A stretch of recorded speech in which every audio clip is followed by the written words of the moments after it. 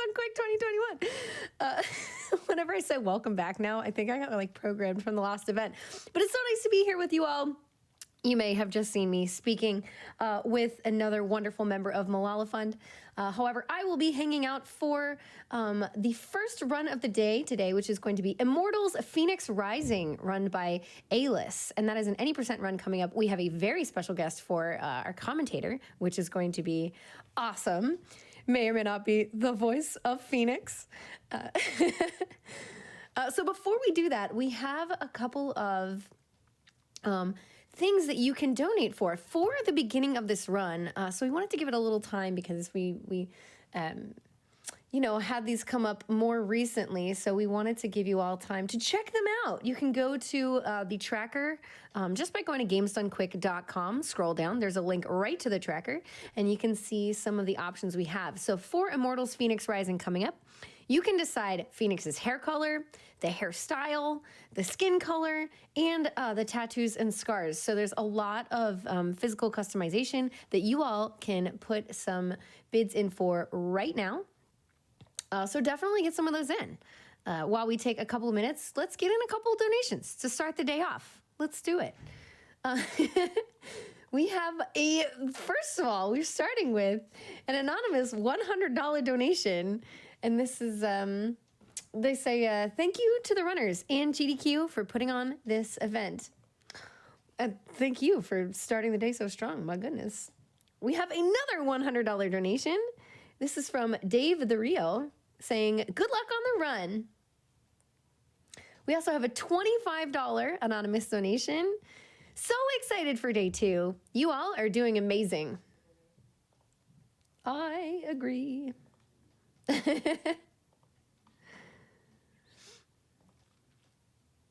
Also, in case you didn't hear it enough during the interview, I want to remind you all about Malala Fund. It's just a good way to start the day. You know, Malala Fund is a great way to start your day. Malala Fund is working for a world where all girls can learn and lead.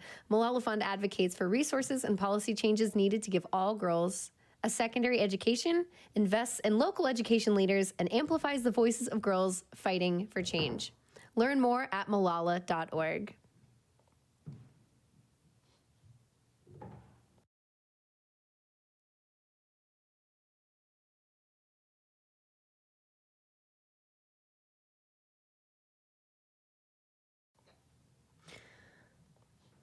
Alrighty, and with that being said, it looks like we are ready for the first run of the day. Everyone get really excited. Again, this is Immortals Fenyx Rising, ran by Ailis. Take it away. Hello everyone, my name's Ailis, and yeah, we're going to be running Immortals Fenyx Rising. I love this game, it's really fun. It's kind of, the best way to describe it, kind of like very similar to Breath of the Wild in terms of certain like mechanics, but the world and the story like very different. It's got a great sense of humor to it, and I'm joined by 2 amazing people on commentary, and I'm going to hand it off to them to introduce themselves before we get started. Hi, I'm here. I'm Muffins. Hi, everyone. Oh, you got it. Go for it. Muffins, you go ahead. You take it away. Hi, I'm Muffins. I am the person that runs that does a lot of the work for Frame Fatale, and try to do what I can to run the events and bring in people that would not normally find it, such as. Now's the time. Hi. Hi, everyone. This is Elana Dunkelman. I am the voice of Fenyx, and I'm so excited to be here for the speedrun, and I hope you enjoy. We got a lot of commentary, and we're going to be here to support the Malala Fund and Ailis on her speedrun. So we have some incentives, if that's right. So we've got different customization options of Fenyx. So just while they're coming in, we're just gonna start the game here, and we're gonna sit through the cutscenes, and then we're gonna see where we're at with those when we get to the customization section. Difficulty selection, we're gonna play on story mode. Adding difficulty in this game doesn't add a huge amount. It just kind of slows the speedrun down arbitrarily. It doesn't change much tech at all. So yeah, we're going to play on story, which is going to combat quite You'd think it would be quite trivial, but actually we're going to run very, very low action rate. So combat's actually going to be quite scary. I have lost runs on, like, I'm a current world record holder, and I've lost runs on world record pace before to the final boss fight of this game. So that is, even on easier difficulty, that is how quickly you can die in this speedrun zone. This is Typhon. He's the big bad guy, basically. Just kind of doing some plot exposition at the moment. Needless to say, he's not a nice person. Super scary. Definitely. I'm very curious, like, what it would be like to voice act a character like Typhon, because, like, he's very larger than life, right? Like, From what I've heard, he actually, they haven't done anything to his voice. He was actually manipulating his voice in that way. So there's like no really? added layers to it. Very impressive. that is incredible. Yes. Do you think he ever puts that voice on to, like, order takeout or something? Maybe when he's telling his kids to go to bed. Let the heel of Achilles, these witnesses. He just likes to talk a lot as well. There's a lot of Typhon speaking in the game. Have no such flaws. So yeah, I'm just trying to think what we can say in these cutscenes, really. I haven't seen this cutscene in a long time, actually, so usually we don't do character creation for the run. We stuff in a save file immediately after character creation. Or you can watch all this if you want to, but time doesn't start till you're part of the cutscenes, so I actually can't remember a huge amount about what happened in these cutscenes, to be honest. But here's Prometheus and Zeus, two of our main characters. If you've ever watched the Muppets, and there's two guys that sit up in, like, the royal box and kind of commentate, that's kind of their role, right? Like they're like the sassy narrators. Some might recognize the voice of Prometheus. That is Elias Tufexis, who does Adam Jensen, I think, in Deus Ex, if I'm not mistaken. Oh, really? Yeah, I he's did not make that amazing. connection. Zeus's voice acted in Assassin's Creed, right? Am I right in that? Yes. Yes, I got Actually, something right. a Cool. lot of us, quite a few of the cast from Immortals, also voiced characters in Assassin's Creed Odyssey. Yeah, because you were in Odyssey as well, weren't you? Yeah, I had a few different characters, but nothing like Fenyx. But I was definitely, it was a really great learning experience because it was one of the first video games that I had done, which was a nice, like kind of next step towards voicing Fenyx. Amazing. Yeah, I mean, I had little, I'm not gonna lie, I had a little sneak look at your IMDb. You've done, like, loads of stuff. Like, I know this is, like, probably, like, the least, like, exciting one potentially, but, like, the Arthur animated series, I saw that on there. Like, Okay, side note. So I'm from Montreal, and everyone I know who's an actor in Montreal has done a voice on Arthur, and I know many of the long-term Really? characters oh my been god. voicing them for years and years and years, and it was one of those like check boxes that I wanted to have. And it was just so exciting because I think it's out there now that Arthur is now finishing, so I was able to be in one of the final in one of the final episodes. So it was kind of like a little, like, you know, career highlights for me. Yeah, oh, you got there just before it finished. Like, Just before it finished. That's incredible. That show went on for so long. Like, I remember it being around when I was a kid. Like, you know, which wasn't too long ago, trust me. So, just to cut in here. So, to explain a lot about the incentives, which might be confusing for normal coloration ideas, when you select what your character looks like in the game, Zeus has commentary for it for you. So he will, you know, judge the colors, not always in the best ways, and those are the words that we used for it, because that way there's no confusing which one's which. Yeah, except I can't remember what any of them are, so we're going to have to listen to all of them so I can work out which is which, because I haven't done character customization in a while now. We're very nearly there, though. I think once Prometheus has stopped talking here, we're going to be in there. Yep. So we're there pretty soon. And, Cool, right. So, what's up first? Which one are we going to go with first? let's see here. First, we will do tattoos and scars.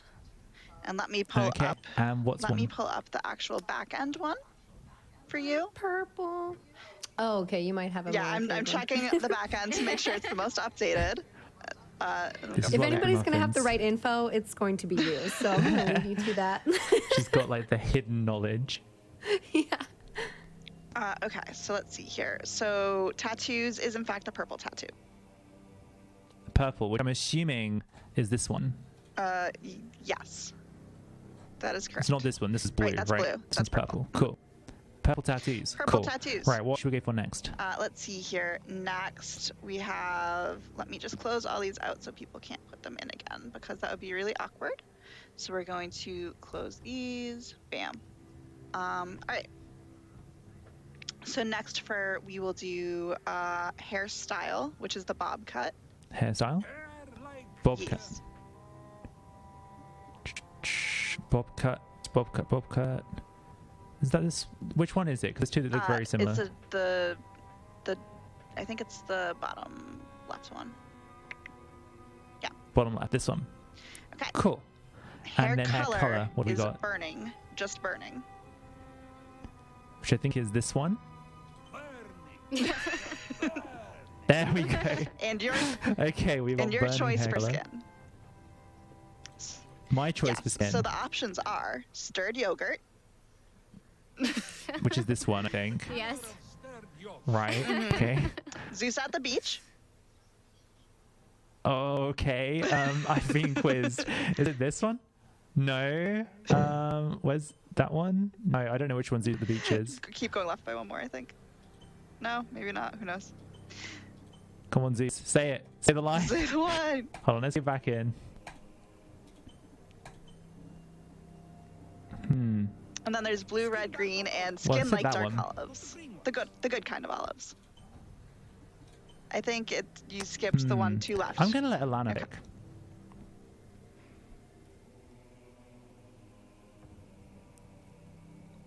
Which do you think, Elana? Which one do you want to go for?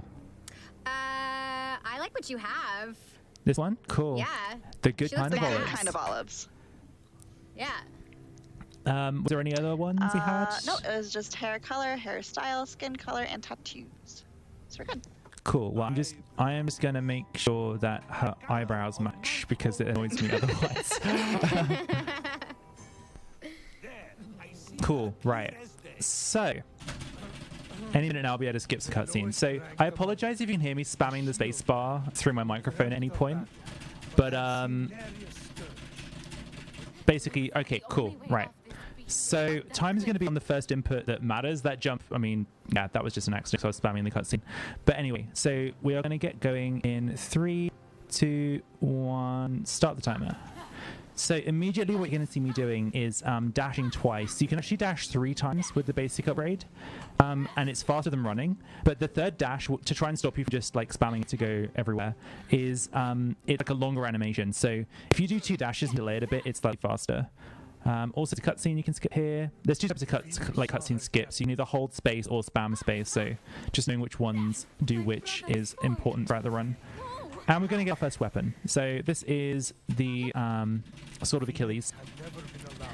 And basically the sword is a very important weapon in this because it builds stamina when it hits things. Now, stamina is very important for combat, but we're not really going to see why until later when we get some of the upgrades. So in the meantime, I'm just kind of spamming space because there are certain bits of this cutscene that can be skipped and certain bits that can't. So just spamming away, waiting for it to go through. Combat's going to be relatively easy in some difficulty anyway because it's story mode. So immediately we want to try and get 3 hits on Sky and then 1 over here. If you get hit at any point, it slows this whole section down because the armor that you start out with is your damage buff at full health, which we're not really going to make too much use of because we're going to replace this with a different piece of equipment fairly soon, but just in the early game it speeds up the combat. And we're actually going to have a glitch coming up as well. It can soft lock the game, so fingers crossed that doesn't happen. But in the meantime, we're kind of climbing up this big statue of Hermes. These statues kind of operate like, if you put Assassin's Creed, for example, they operate like the viewpoints, I guess they're called. I can't remember what they're called. But they basically explore chunks of the map for you so you can see what's going on. They're like the towers in Breath of the Wild as well. Oh. Here we go. Also, I'm picking up mushrooms on the way. Mushrooms, one of our 4 resources that we collect. Oh, and actually, I've just noticed something that's a problem. Uh-oh. Yeah, that's weird. So it started me without my... This is actually potentially run resetting because I think we have technical difficulty with the game. Are we all right to fix this real quick? Yeah, so... yeah, might need to do it off screen if that's okay. Yep. 1 second, please.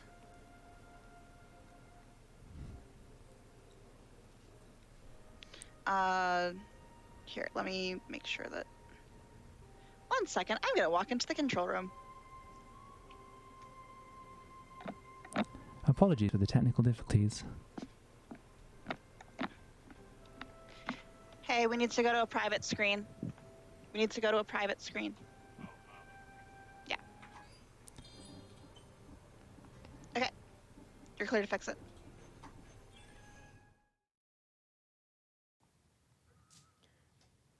Want to hear a few donations while we are waiting and working on things? Yeah, sure. Alrighty, we have a $20 donation coming in from Eclaprecious. I got it. There we go. That's an awesome name, by the way. Who says, very excited for the Immortals Fenyx Rising run by Ailis. Good luck and go fast. Thank you, Ekla. Oh, it's Ekla. I like that. We also have a $25 donation from Papa Zeus, who says, proud of you, Fenyx. And we have a $25 donation from Bookworm, who says, cutscene? Cutscene. Speaking of that, we have another donation incentive, which is to see the runner's favorite cutscene. So if this is met, you can see the favorite cutscene in the game. Currently, we are at almost 1,900 out of 2,500. So we're definitely getting... Actually, no, just kidding. I just refreshed, and we are just over 2,000. Just over $2,000 out of the $2,500 for that incentive. So definitely get donations in for that. We only need... $460 left, and then we get to see the favorite cutscene. I want to see it, so help a girl out.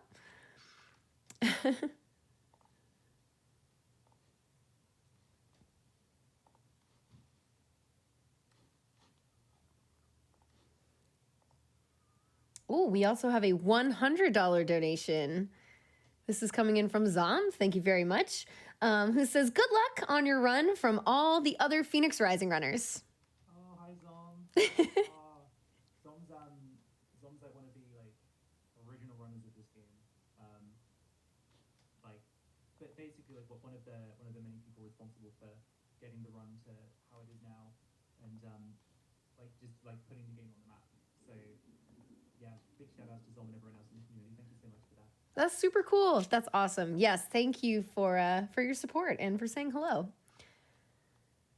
It's just kind of a quick thing, but saying hi to the runners during their runs, putting in donations and giving shout outs and stuff. It's amazing. I think it's a wonderful thing, and runners always really appreciate it. And then obviously the donations go to a really great cause. In this instance, it's Malala Fund. So if you want to learn more about that, you can all go to malala.org or check out their amazing assembly stories if you want to read stories about women and education and making changes all around the world. And that's assembly.malala.org. So lots of awesome things that you can all check out.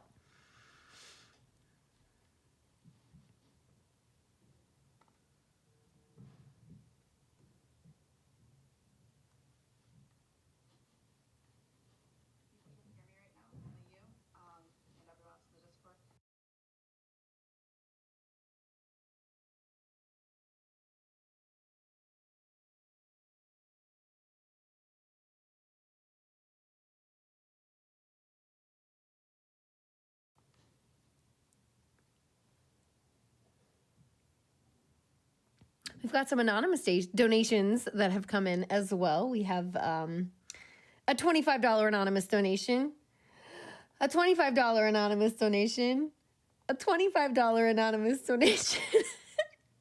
Actually, I wanted a bunch of those because that would have been really fun. We have a $20 anonymous donation, We have a $20 donation from GoLackey, which is wonderful. Thank you so much, everyone, for your support. It's been wonderful, and you've been helping a really, really great thing. We just got a $25 donation in from EDL666 who says, Go Ailis! You're awesome. Love this event. Good luck all the Fatale today. Always been a friend. Bidoof. On it you depend, Bidoof. I feel like I should know like how to sing this potentially, but I don't, unfortunately. So we're gonna keep going. On it you depend, Bidoof. Bidoof gonna stand its ground and stay true. Never gonna doubt Bidoof. Now I'm gonna shout Bidoof. Everybody loves Bidoof, and it loves you.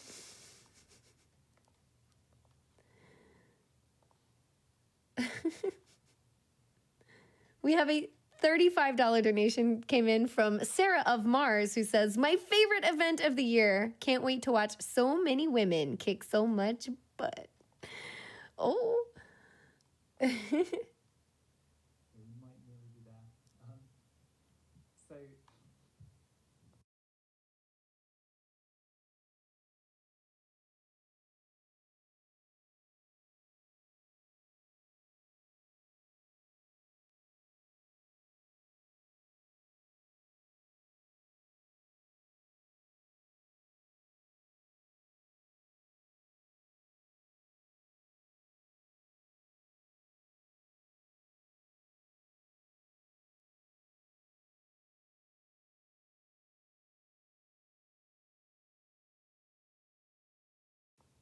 Okay, perfect. Very exciting. Looks like we are ready to go back with the run. So let's get back into that. And yeah, feel free to count down, and then we can get started once again.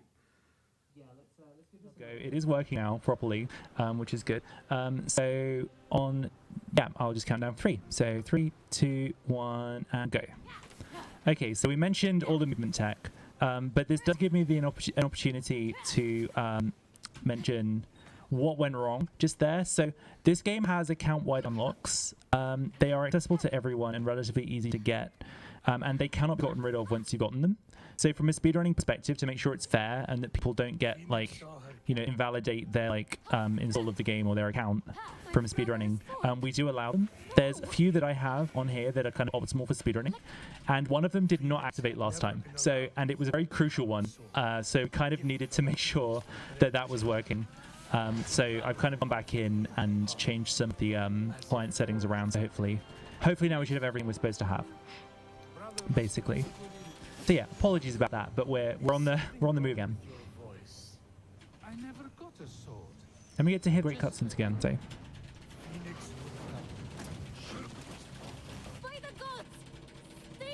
Well, yeah, the kind of like disjointed bits that come through. Oh, I took a hit there. That's going to slow it down a little bit. So the reason that's going to slow it down is the sword that she's using makes it so that she does more damage when she has full health.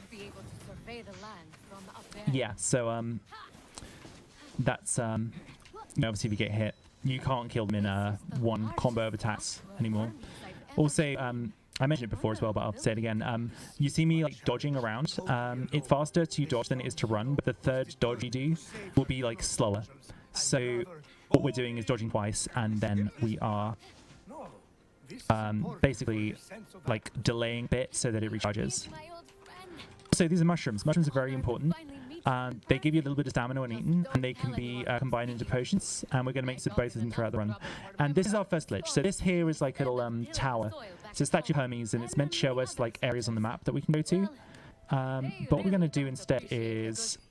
Okay, got it. Lovely. So that's a very tight input, but essentially what I did was press the button to activate the statue and pause at the same time. And if you do that correctly, then it skips a bit of the cutscene here. So right now, it's kind of giving us an explanation of what it does, and it's teaching us how to use this thing. And normally, it would open up the map right now to show you that you've just discovered a chunk of the map. But for whatever reason, if you pause and reload the save once you've activated it, then it just skips that. So we've just saved a nice little chunk of time from doing that. And now we are on our way to our first vault. The vault's kind of basically these little challenge areas. A lot of them have puzzles in them. We're not going to do an awful lot of them the way that they're supposed to be done. Especially some of the later ones, there's a major vault for every god, and some of the strats that we do in those are really, really cool. Right now, there's just a lot of dodging. Don't grab the rock, Fenyx. What are you doing? She likes rocks too much. Meanwhile, Zeus and Prometheus are kind of just complaining about mortals in the background. They're fantastic. I love like the banter that they have. Okay, here we go. So first of all, and Zeus is adamant that Fenyx can't survive the drop into Tartarus, so we have some credits. This is probably one of my favorite moments of the game. I know, like when I first played it, I just burst out laughing. I literally couldn't stop. It's very important. For you to help me against Typhon. It's not over yet. I mean, I like some of the roles as well. Eagle like feeder. Eagle feeder. Eagle feeder is top Eagle tier right feeder. there.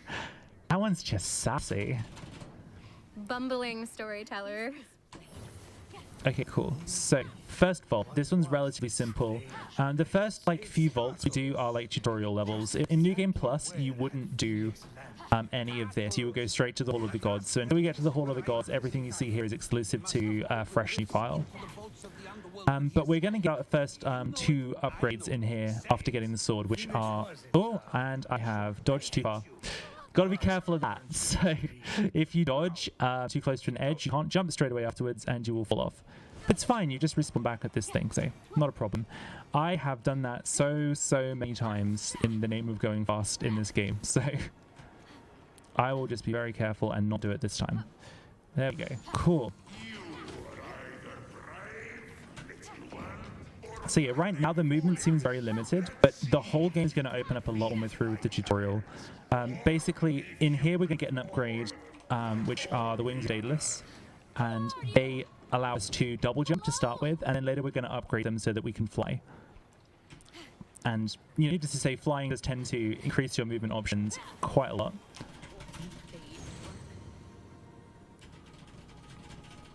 And here's the obligatory, you need to double jump to clear this ledge. I don't even think you need to double jump. Can you please skip this? There we go.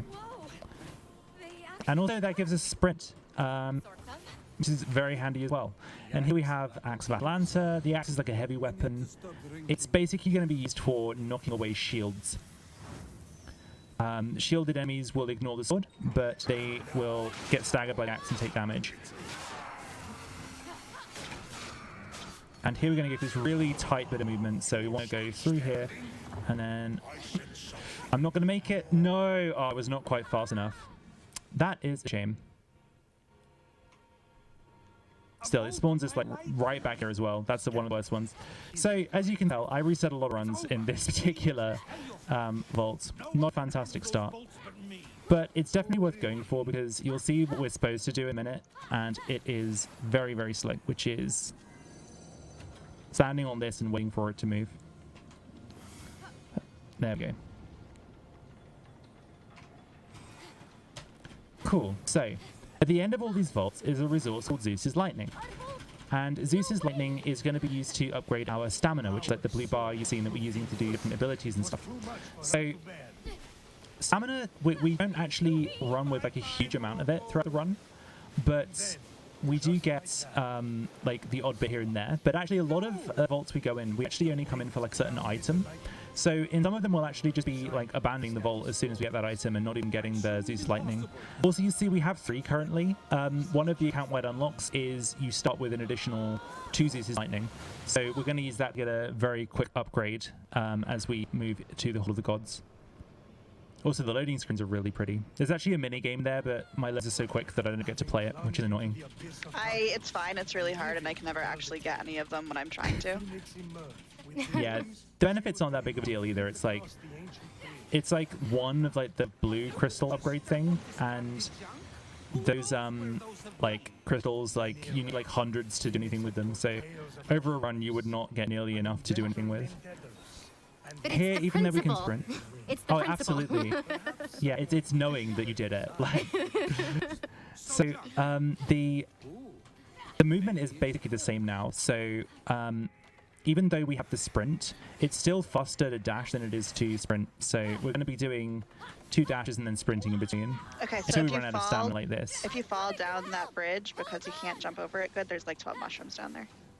Okay, thank you. Yeah. Thank you for keeping me posted on the mushrooms.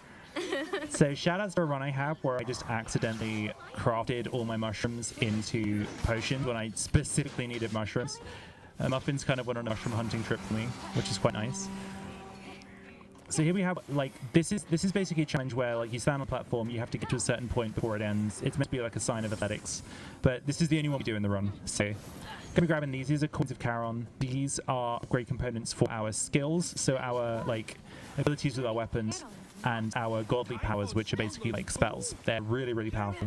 And there's a few that are going to completely blow the game open that we're going to pick up later. Just going to stand here, regen stamina. A lot of this game is kind of managing stamina cycles and things like that. Right now as well, we don't have nearly as many upgrades, so stamina is going to drain really quickly. Okay, so now we're going to be picking up Heracles' braces, which have been eaten by this lovely Gorgon. Isn't she pretty? Maybe if I sneak up on it. And stealth, yeah, stealth is a thing. That was stealth. I was very stealthy. I'm sure you noticed how stealthy I was during Oh that. yeah, so what I've learned in this is the best way to actually sneak up on something is scream in its face and then hit it, and it will never know you're there. Yeah, just run at it. So this is what the Gauntlets of Heracles do, is they let you pick up objects. Oh, and the sheep got hit by the tree. That's not good. So this is an item that, like a piece of clothing, and we're detouring for this. We don't do this for many bits of equipment in the game, but basically this is the Mane of Pride, and the Mane of Pride is ridiculously powerful, but I am going to hide it because I think it looks silly. So the Mane of Pride gives you a big damage bonus against enemies with full health. And what we're basically going to do is create a scenario where we can stack up as much damage as we can on the first hit of an enemy, and then just one-shot everything. That's like the end goal, is to one-shot as many things as we can. So this is the first component of that. And over here we have a big old rock that looks like a turtle. And we have boxes. So this is the main thing that we're going to use the braces for, is moving objects onto pressure plates like that. And that's going to be into our next vault. I wonder if I can get any of the crystals here. Oh, no. Did way too quick. No way I was going to get that crystal. So let me get this straight. Instead of heating up the temple of Apollo to So whenever you see me skip like that, that means I was just a little bit too quick on my dodge cycles. Here we have some of these big boxes. You can push them, but basically there's an upgrade later that lets you carry them, but we're not going to do that. And here we're going to try and do a tiny little skip that barely saves any time, but I think it's cool. I'm going to stand here and then try and get up there in one go. Lovely. Saved it in the puzzle. oh yes. Sorry, I'm just like, I'm talking like 500 miles an hour at the moment. You're fine. It's You going got to do some everything cool covered. throws over here. Good person murdered his first wife by getting her to Did I end up over there? Cool, it did. Right. wait. That's what happened to Metis? Lovely. So we're going to get the bow here. The bow is one of the more powerful weapons in the game, actually. When I first played this game, I don't know how everyone who played this game feels, but like when I first played this, I thought the bow was really weak. And now in this speedrun, it is like absurdly powerful. I did not appreciate it at the time. That's a good question, actually. For those who have played the game, what's your favorite weapon? Is it sword, the axe, or the bow? Or is it Hephaestus' hammer, which is the correct It's answer? the golf club. I like the golf club the best. The golf club. Okay, so that's a vote for Hephaestus' hammer. Cool. Kids today play seashells. They skip rocks, stare at the wall. You know, they're hyperactive. This Here we go. very god who thinks they're weak. Basically just teaching a bunch of mechanics about how the different materials operate as well. Keep that steady on, little one, and you will Yeah, I realized There we go. when I was doing my casual playthrough after watching you do everything, is I actually need to learn the attack instead of just try to imitate and pretend I do, because it doesn't work as well. Yeah, there's certain things. I mean, it even happens to me if I forget like an upgrade or something, and I go into a certain fight, and I'm like, why isn't this thing dying? It should be dead already. And it's because I've just forgotten to do something on the way. So it totally happens. All right, here we go. You get out as quick as I can. The desire Come on. come Where's back the shore? There it is. harden Phoenix's resolve. So this whole intersection she's teaching about a bunch of mechanics that we're largely going to ignore because as fun as they are, puzzles are slow. So there's very few that the game forces you to do, but they'll be the only ones we ended up doing. There we go. Got them. Pick up pomegranates. Pomegranates are important.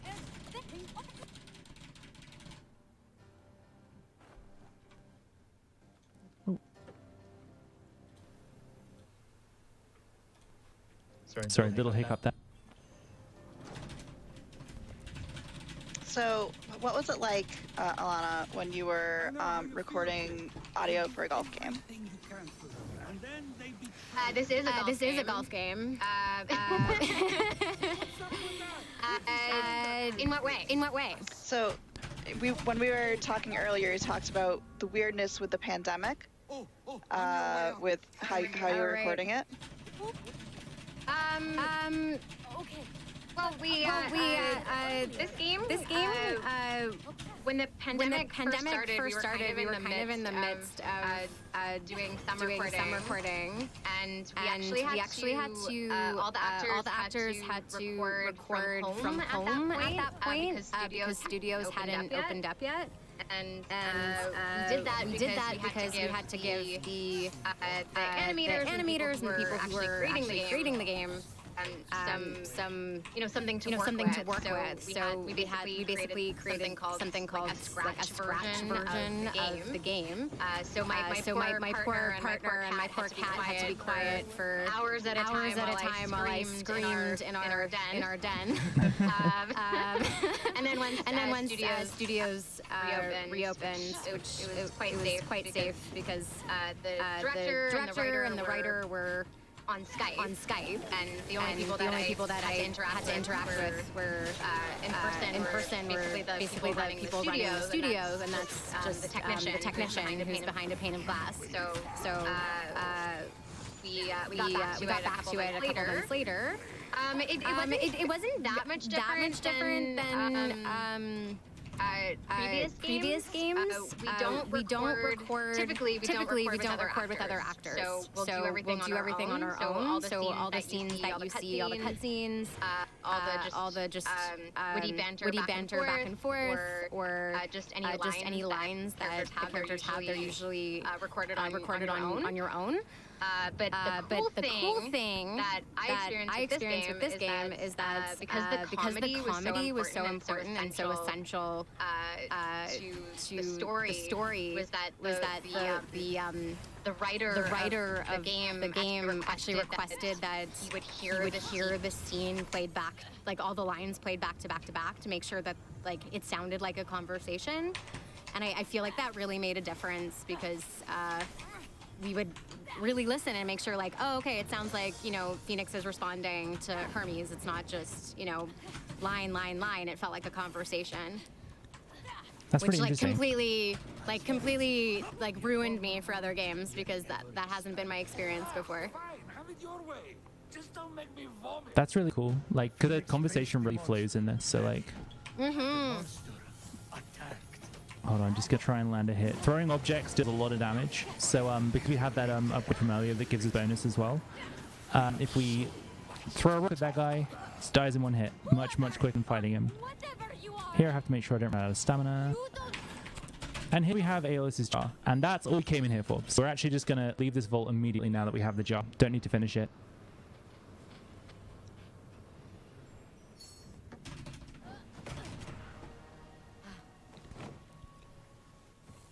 Anyway, so now we're going to go do a constellation puzzle. This is another really cool puzzle that we do. We do another one, actually. There's a fourth one later in the game that we have to do. In theory, you're supposed to do all this stuff in King's Peak, but we're not going to do an awful lot in King's Peak, so... Oh, this is slightly bad, though. These harpies are in a really annoying place to deal with. There we go. Parrying is very powerful as well. It's kind of like the best defensive tool that you have. So I'm going to be doing a lot of that. These are my favorite puzzles. The constellations. Yeah, I love them. Well, you'll be pleased to know that we actually do some of them. Yay! Unlike a lot of the puzzles. Oh my word, it's harpy. Cool. Ah, please. The problem is when you're in combat, your stamina regens really slowly. So kind of bad luck having those harpies be in the way. If anyone from Ubisoft is listening, I think it would be really successful if they made Constellation jewelry, because I know I would buy it. I would buy That's like an idea. something like that for sure. Definitely agree. Did I not hit the thing? I didn't hit the thing. I need to focus. I'm making lots of silly mistakes right now. Somehow that doesn't surprise me. When I did my first playthrough, I think I'm a newbie gamer, and I was learning to play on the Xbox and, like, you know, with the double toggles. I had never played on it before, and I think I spent 45 minutes trying to figure out how to get that stupid ball out. I actually we were talking about it before, but I actually restarted the game because I wanted to experience it from the beginning with a little bit more ease with using the two joysticks and the Xbox. I grew up on NES and Sega Genesis, so that'll tell you Oh, my Genesis. experience. Now we're talking. I have a Genesis right next to me right now. Oh, no way. Yeah. I run a bunch of different games, so I'm kind of like collecting consoles. But yeah, I'm actually running a Genesis game on Wednesday. Which one? Sonic 3 Knuckles. Fantastic. Yeah, favorite game of all time. This was pretty great, but that one's my favorite so, of all time ever. Cannot beat it. Daddy lost his 40 wings did that. And where is Daedalus now? I see. Cool, right, we picked up a new piece of gear. So this is Valor of the Soldier, and it is going to give us an extra stamina point, which is very useful. That just one extra bit of stamina is going to let us get away with a lot of stuff that we wouldn't normally be able to do. So important to have. And these are the layers. So normally what you're supposed to do with these is go around the map, find these small ones. They give you a little tune that you have to come back here and play. And yeah, it's meant to be like an exploration exercise, but they don't change when you start a new game. So what we're actually going to do is just know what all of them are and then do them all like immediately, because this gives us a ton of coins that we can use for upgrades later. So we're going to get all these from Hermes' Lyre, and then we're going to go to two others. We're going to get to Aphrodite's and Ares very quickly in the run. Ooh, and I actually have these written down because it's a bunch of like long digit sequence numbers that I cannot remember off the top of my head. So I totally cheated on that one when I played my first time playing this game. oh yeah, I found like 2 of these total in my first playthrough. Like I would not have ever used them this much if it wasn't for the speedruns. So anyway, we're nearly out of the tutorial. We're nearly actually into like the main meat of the game, which is cool. The tutorial is very good, but it definitely adds a lot to the run. So here's Hermes. He's going to tell us that he's Hermes. We've seen him quite a bit, but I've been doing this through all those cutscenes, so it's very difficult to see what he's saying. Well, that's just because he's fast. That's just how he does things. Yeah, exactly. He's a speedrunner at heart. Like he knows what's going on. Also, this game is gorgeous, by the way. These are only medium settings that I do to keep lag down when I'm speedrunning, but on highest settings, like it's even more pretty. Like this is already pretty, and it's even prettier on highest. She's about to jump. Be quiet and listen. Great moment. So, wings. We have wings now. This is very slow though. Don't worry, it's going to get substantially faster. Also, figs. Figs are very important. Figs let you make damage potions. I probably shouldn't have explained right, just left it that figs are important. I mean, they just are important. I don't actually like figs in real life though. But mushrooms are the most important. Okay, so this is the deer. We're getting the deer. Important to note, this is not the horse. Muffin's got a very important job when we get to the horse. But right now we're getting a deer. This game has mounts.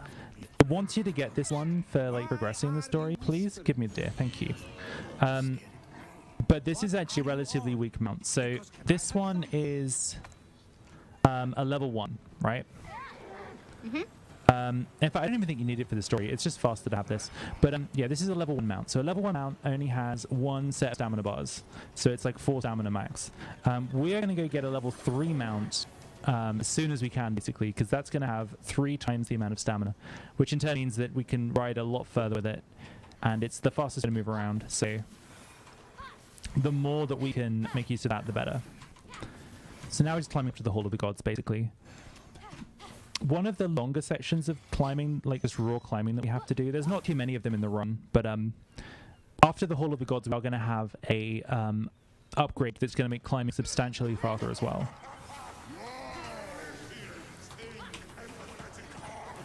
There's some guys fighting down there, we're just ignoring that.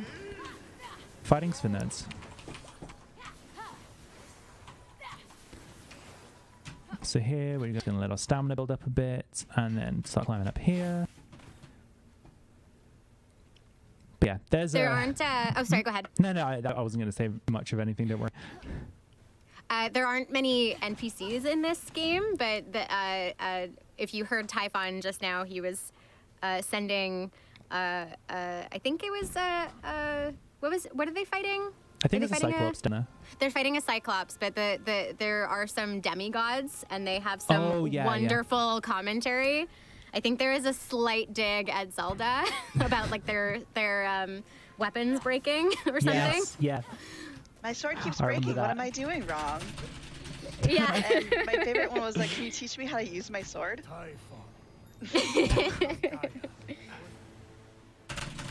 So I think there was one where it's like, I'll fight for Hades if he gives me money for child support. Yep. I've missed these because we just don't go near them in the speedrun. It's been so long since I played casually. Like, we don't get anywhere near these guys. Like, I feel really sorry for them. Okay, let me check really quick if it's there. We are 500 away from your favorite cutscene. From the cutscene, okay. I'll keep that in mind. This is one of the opportunities we have to watch it. I get that a lot. So this is where that upgrade that we got for stamina comes in. Sorry, the account upgrade comes in for stamina, because with the extra 2 we're able to get that early upgrade, which is nice. And this is where we spend our coins to get our ability upgrades. So we'll be coming back here to get more of these later on, but just in the short term we're going to grab a few that we make use of very early on. Be careful though. Argo broke the last kid from the underworld, and look what happened to him. Who's Argo? Exactly. Still don't know who Argo is. Nope.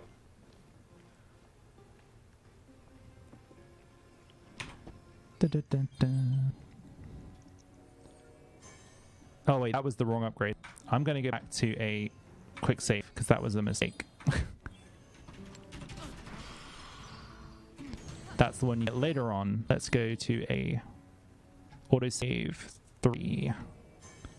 Might be a bit further back. That was just a mistake. Thinking too much about previous run. Where are we? Cool. Right. Gotta get the upgrades again. I am really choking this run today. Typhon, born of Gaia, was it? Right. As I was saying, stamina upgrades. We can get a stamina upgrade here. These are some of my favorite cutscenes as well, because like you actually get to see them in the run. Like they still come up. This is where you train? Oh gods, no. What a waste of me time. Just cheat using Zeus's lightning to enhance You have a quick moment for donations? Oh, yeah, go for it. Yeah, go for some donations. Okay. Yeah. I'm just making up my mistake just then, so. No problem. Because we got some donations in for you that I'd love for you to hear. We have a $5 donation from Divine Orchid, who says, "Nice cauldron." Be sure to ride. Be sure to ride Liam Nason. Oh, to victory. Oh. So Orchid, for reference, she's a good friend, and we have a tradition in my stream that we have like one of my mods made a command that gives you a random name for the horse that you get in the run, and they're all horse puns. So Liam Nason is one of them, and she came up with quite a few of them. So.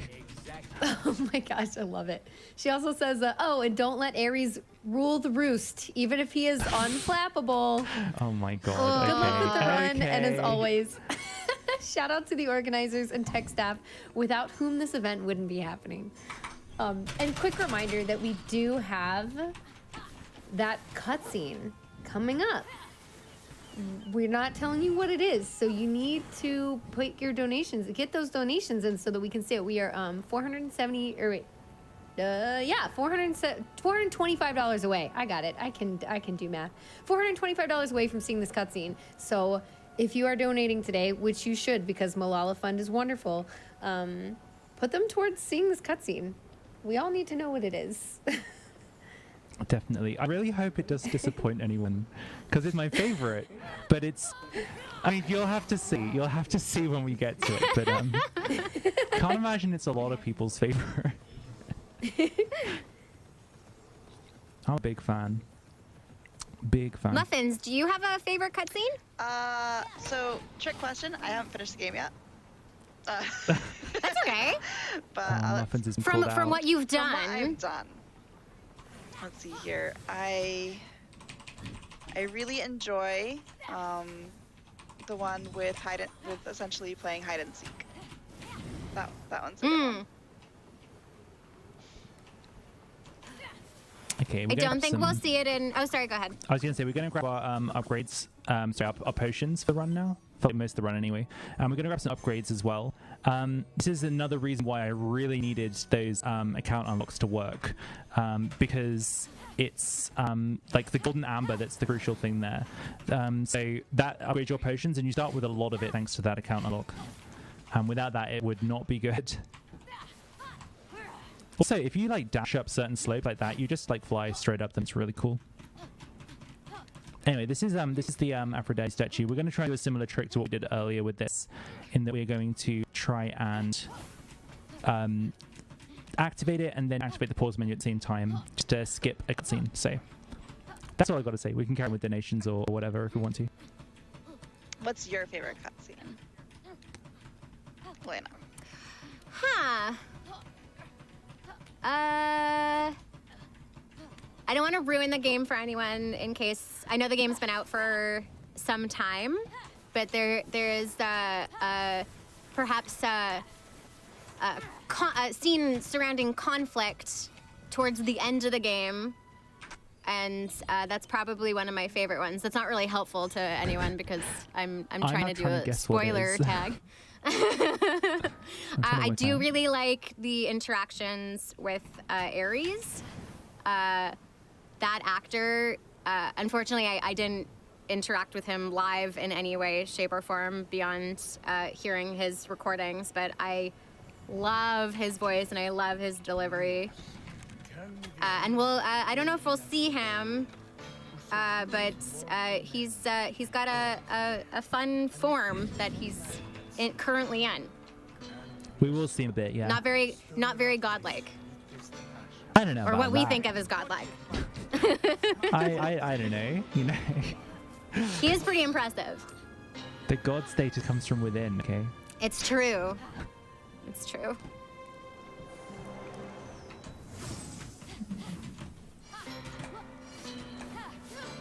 Whoops. These ones are very tricky to do, like when you're standing on top of it, because it's like very easy to fall off. But yeah, basically I'm just getting more liar stuff at the moment. You'll see I'm getting some hits with the axe rather than using the bow. That's because you only have 6 arrows. So because of how aggravating the small liars are to remember, that is why they are magically a teleport point, I feel like. So the way that you actually learn these is there's little liars sitting around in random places on the map. And they play the song, and you have to remember the song before you get to the big liar and put it in there. It's so hard to remember them. Yeah, they're very annoying. I still don't know what any of the ones for Athena or Hephaestus actually sound like, because we don't get them in the speedrun, and I sure didn't get them in my normal playthrough. Just stayed away from them. I'm gonna grab some figs. I feel like I need more figs.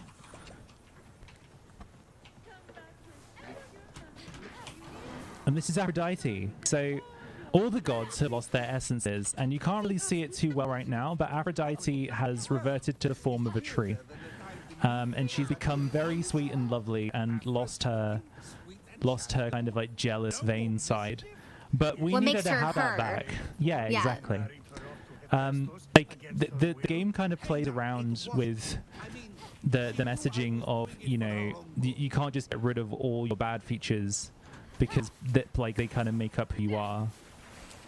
And like, yeah, you can't just like ignore that side of yourself. But it does it in a very funny way. Like, I don't know how to describe it really, but it's just very, very entertaining how it does it.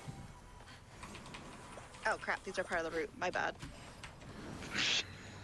So we're gonna need some horse input in a minute, because this is our horse, our level 3 horse. I did It cheat is a and got it earlier. unicorn.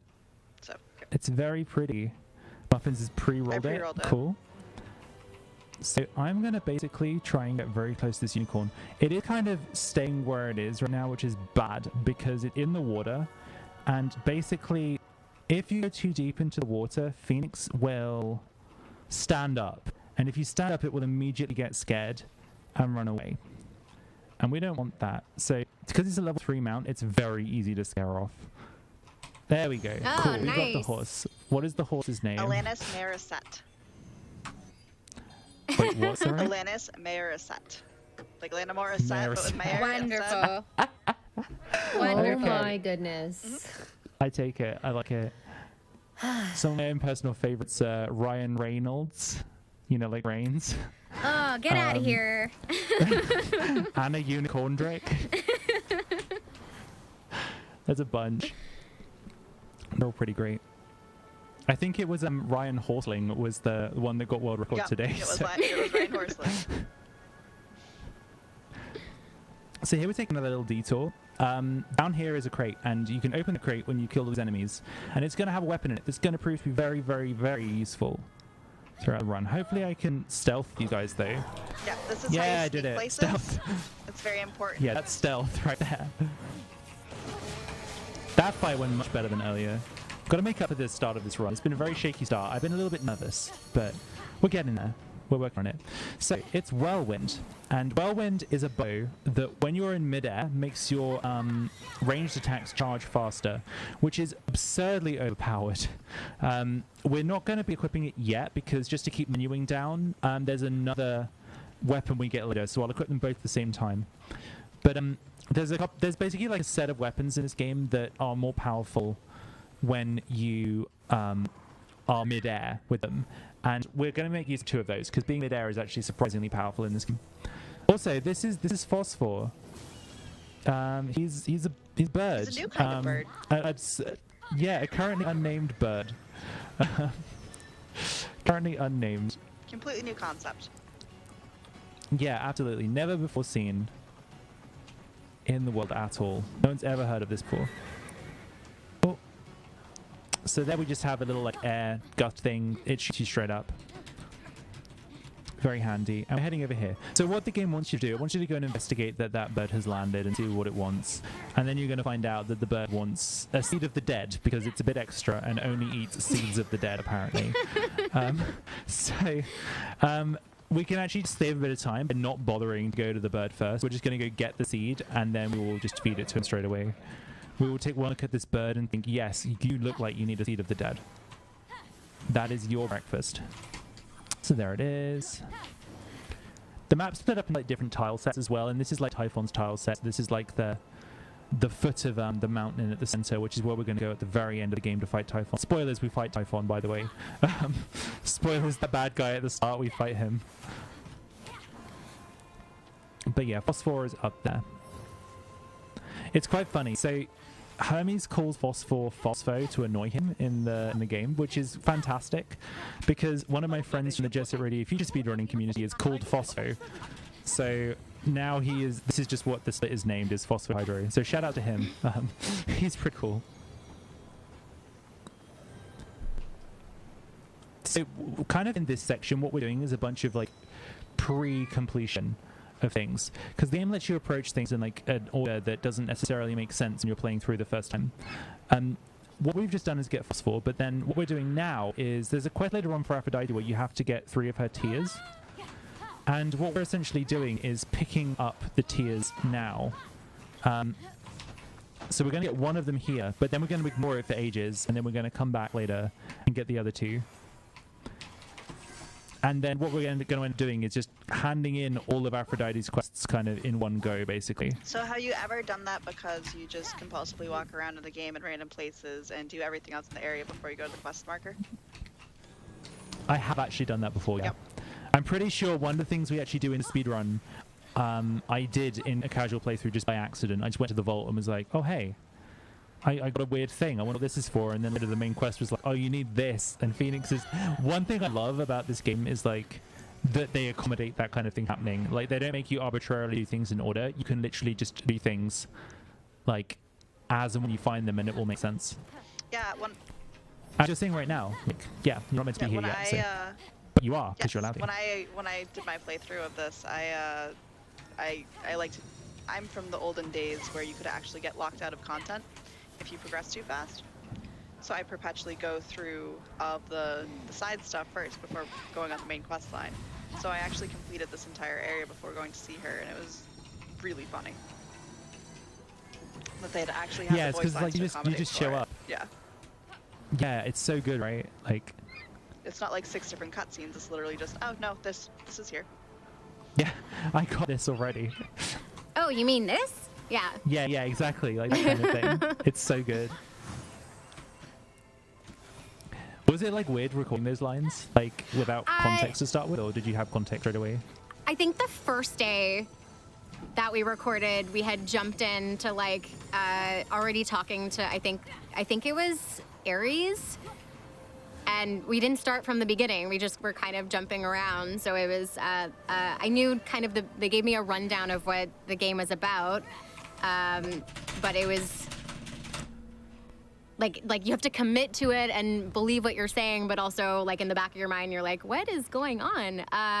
But what's really cool about what you guys are saying is that was really fun to record, because we would do a pass on a scene and then we'd have to record the versions where it's like, oh no, she's already picked up the tears, or she's already picked up the shield, so we have to those were actually written in, well, obviously they were written, but it was like it was accommodated for. Oh, that's really cool. Oh, this is such a great game. Everyone play this game, okay? Just throwing that out there. I do like how intricate the overworld puzzles and stuff are. Like there's like almost no repeats, it seems like, and it's just not like a chore to do all of it.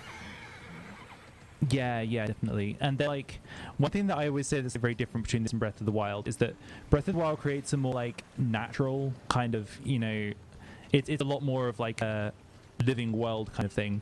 Whereas the way I describe the game is it's like a big playground. There's so many things to do, and you don't need to necessarily go like searching or hunting too deep for them. It's like you can see them and it's like, oh, that looks cool, I'm just going to go over there and see what that is today. And it's one thing I really like, because I'm very lazy and don't like diving through like caves and stuff to find the interesting stuff. You know, I like it to be big and bright and shiny, so that I can go over and see what it's about. So I very much enjoyed playing this. We're gonna meet Ailis now. Ailis is really cool. Here he comes. Probably not the way you remember him, but... So he was one of those two characters you just saw flashing across your screen. Yeah, we're gonna play Chicken Bear. It's like Duck Goose. There he is. Ailis himself. Lots of cutscene skipping. So I would like some more Chicken Bear content. I would as well. Like, we definitely need more, like, there needs to be a DLC which is just like what Ailis and the bear were up to. Yes. Like, before Fenyx showed up. That would be amazing. Yes. I'm into it. I wonder how, like, controlling a chicken would go in the game engine. I'm sure it'd work. Like, I will say, of all the bad guys and enemies, we haven't seen it yet, but there are random chickens that attack you. And when I played, they really snuck up on you, and they really damaged me quite a bit, surprisingly. Okay, that's interesting. I managed to do something I didn't even know the controls for. I didn't know there was a lock-on button. That's hilarious. Okay, that was too slow though, so that's kind of screwed things up a bit. Okay, cool, right. So you'll notice that she alternates between using her weapon, her melee weapon, and her bow. That's just because the arrow doesn't regenerate fast enough. So the ones that she can do, she'll just use her melee weapon for. Yeah. Or the ones that, generally the ones that are like... Oh no, great. It's very, very tricky to do this. So if you're playing this casually, you can get like so many arrows. There we go. Yeah, you get like 20 max, I think.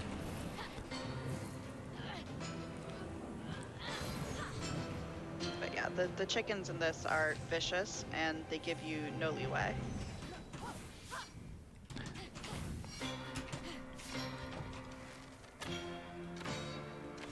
Okay. Whew. So, yeah, I never realized that pressing V locks onto an enemy. Literally never done that before in my life.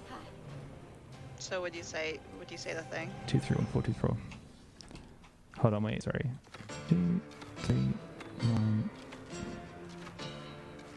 Would I say that that's never happened Would you before? say that thing? Probably. I would probably have to say that's never happened before. I've done it. Done it. I'm a real GDQ runner now. You can watch That's Never Happened Before on the GDQ channel once a month. On the first available. Oh yeah, I was in Sunday. that. I was in that once. Saturday. First available Saturday. It was great. I ran Beast Wars Transformers for the PS1. It was a cursed video game. So we're done collecting stuff now. So it's all going to be story content from here, basically.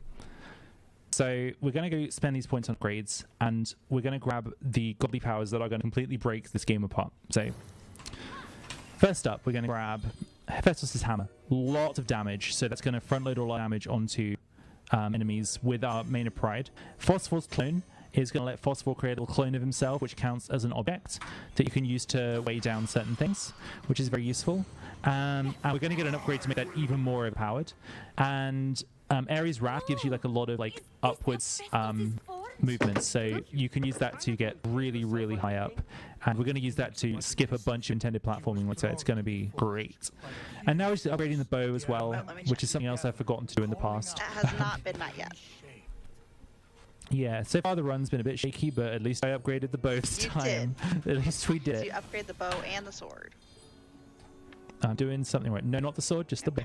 We upgrade the sword later. Just making sure. I should check, by the way. Were we in a good spot for did the next time we cutscene come through, I get met, or? We're about 300 away. Looks like Next we time are, come through. yeah, 315 away. Amazing. And we have plenty of donations to read, so you let me know whenever you like those. We're just doing a bit of running for a little bit, so we can probably get a few in here. Oh, sure. Okay, great. We have a $100 donation from Dalf32, who says, "This game is gorgeous. Let's see that cutscene." I agree. Yeah. Let's see it. Very gorgeous game. It's, yeah, like you said, it's very pretty. Like, I would love to see it like on the highest quality. It's so colorful. It's awesome. We also have a $5 donation. This is from Schwaster, who says, had to stop by during the run and donate towards seeing this cutscene. Good luck with the run, Ailis. Also, congrats on the recent world records. Thank you, Shwasta. Shwasta was the former any percent world record holder, and like basically the guy who routed this whole category. So would not be doing this without Shwasta. Thank you so much, dude. Oh, that's awesome. Much appreciated. And we have a $5 donation. This is from Hypnotics, who says, donating for Lex Otter. Let's go, Ailis. Shout outs to Hib. Hib's a fellow member of the Nux gang. Love you, Hib.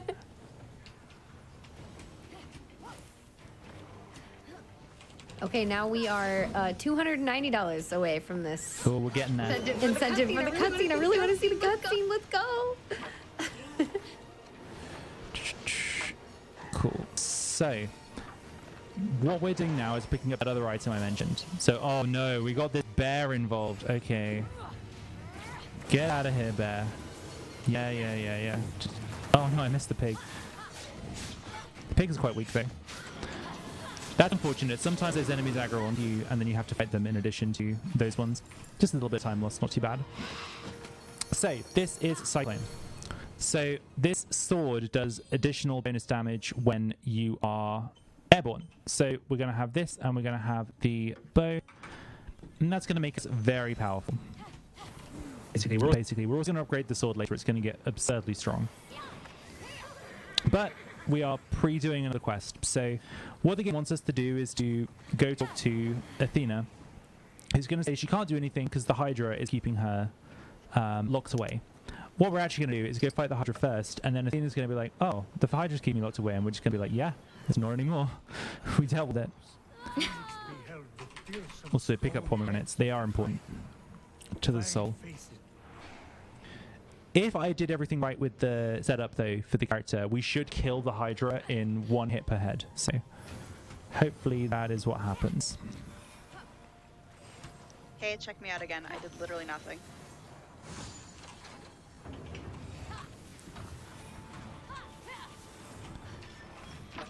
There we go, cool. I did not make any mistakes with setting up my character.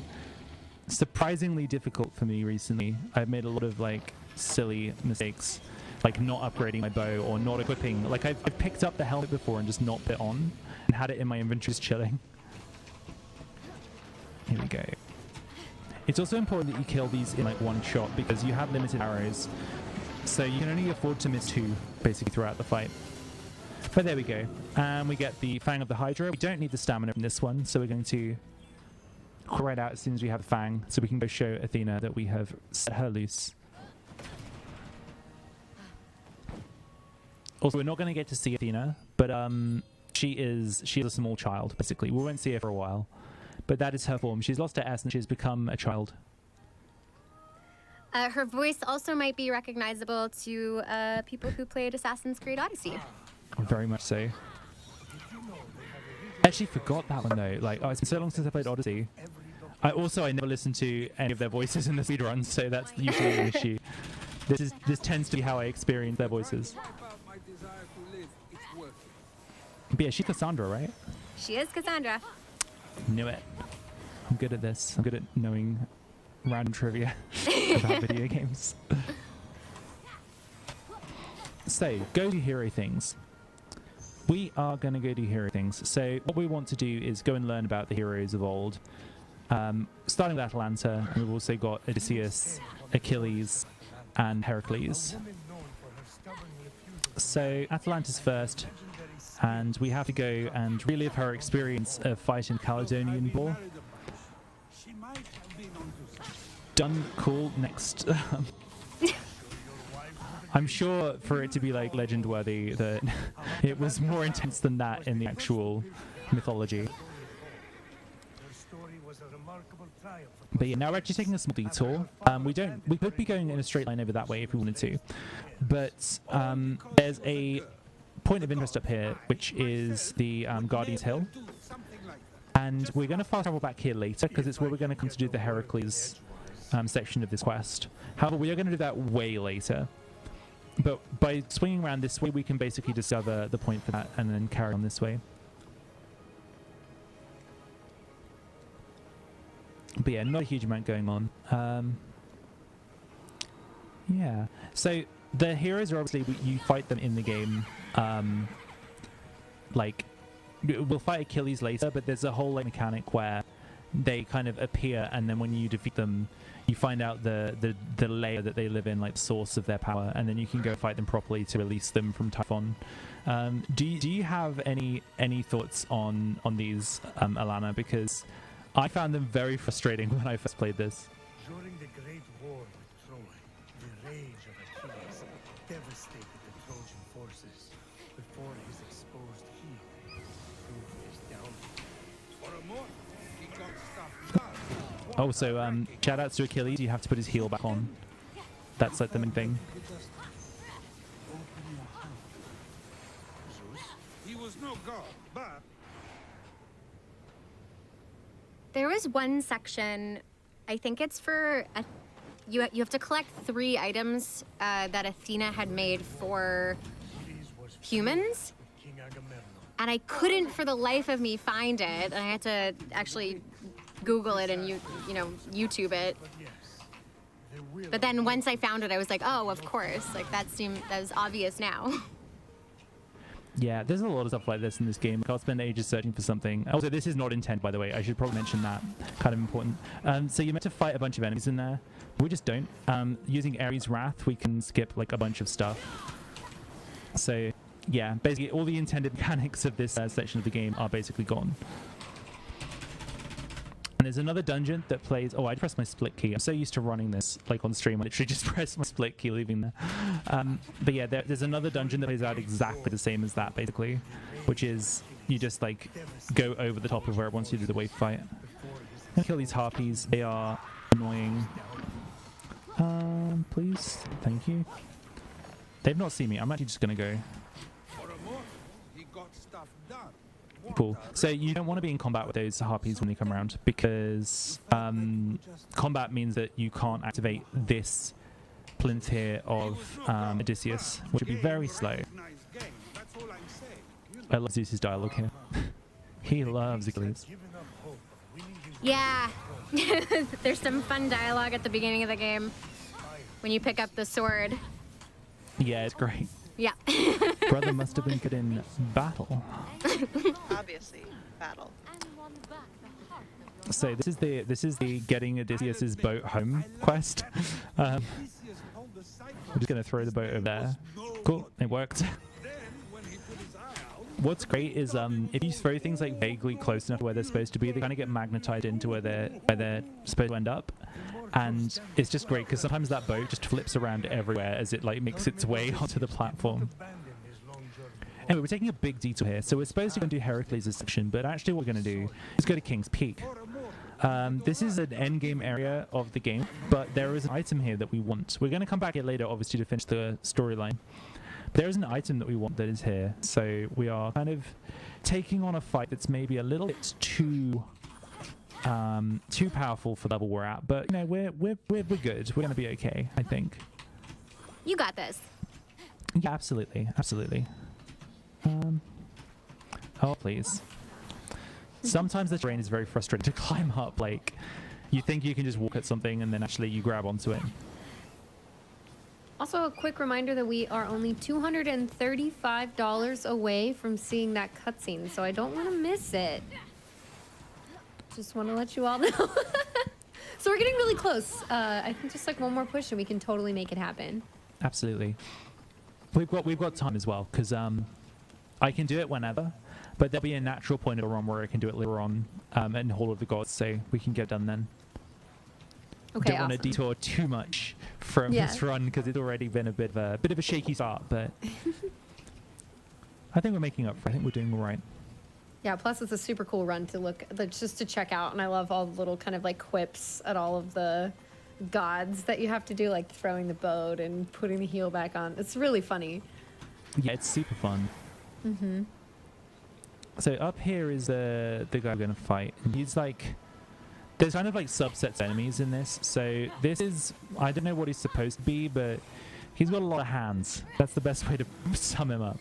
Also, Phosphor's stealth. Or Phosphor's cloak, sorry. He can stealth you. So here he is. Here's the guy. He's got 6 hands. I'm going to take this opportunity to pick up some figs, because I'll need those later. And then I'm going to use a damage potion, and we're going to use the hammer out of stealth, and boom, big damage. Now, that doesn't look like that much damage, but when you consider the fact that this is an endgame area and I have 3 stamina, 3 hit points, like 3 health total, you know, I'm definitely not supposed to be fighting this enemy right now. Oh, he walked away. That's rude. So we're going to try and beat him as quick as we can. Okay. That attack's very annoying if he gets you in like the wrong spot with it. Very frustrating. So you'll see me rotating in and out of using my sword and also trying to get these parries. So the sword and the parries both do similar things. The sword will deal damage, but it will also recharge stamina. And parry will protect you and do the same thing. So you can see me like taking parries and just getting as many hits in as I can so that I can maximize the number of times I can use Hephaestus' hammer.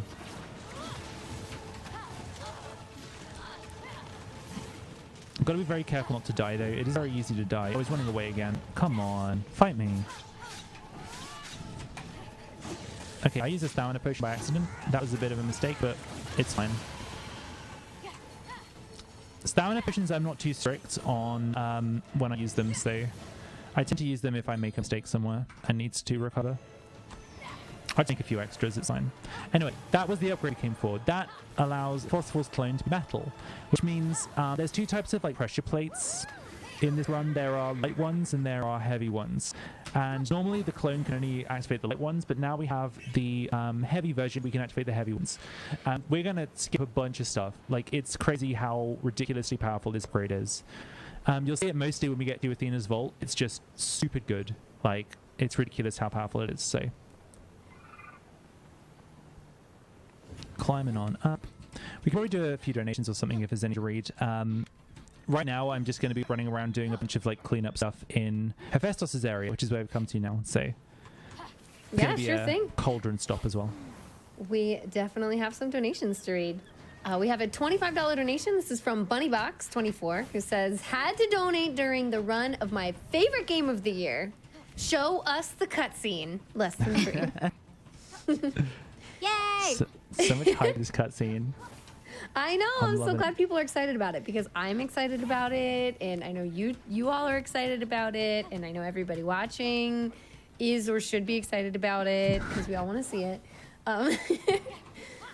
We have a $25 donation as well coming in from Laniakea. That's an awesome name. Who says, "It's just so cool having Fenyx's voice actor on the couch. Let's get that favorite cutscene." Hype train on our way there. 100% agree. It is Yes. amazing having Elana here. Seriously. Aw, Yes, thanks, it's so guys. Thanks for cool. having me. Yeah, I love hearing about your experiences. It's awesome. Not obviously not to make it about me. Obviously, the run and the fun Malala Fund is the most important. But if anybody does have any questions, feel free to ask. Happy to answer them if I can. Yeah, absolutely. I'm holding my question for the moment because I think we'll get to that later. So here's the first time that this is useful. Oh, they're going to break it though. Okay. Okay. Right. So that's a heavy platform, but I was able to kind of tease it out by using the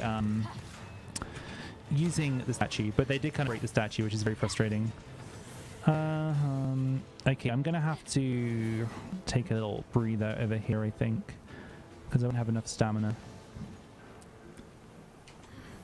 Out of combat, maybe? Yeah, we're fine. Cool. Right. So that section's like very frustrating. If the enemies just decide to, they will break your clone, and then you have to do it again to progress. I hope I actually pressed the button, because I've forgotten to press the button there before. I did press it, didn't I? Yeah, I did. Cool. Right. So now there's more stealth. Stealth. We have done stuff. And we've got to relight all the fires for the forge. This is like one of my least favorite parts of the run, just because you're kind of trying to avoid all the enemies that you can, but you are in combat the whole time, so stamina management is very, very tight through here. So you need to get these bits of coal and then set them on fire and then put them into the engines, basically.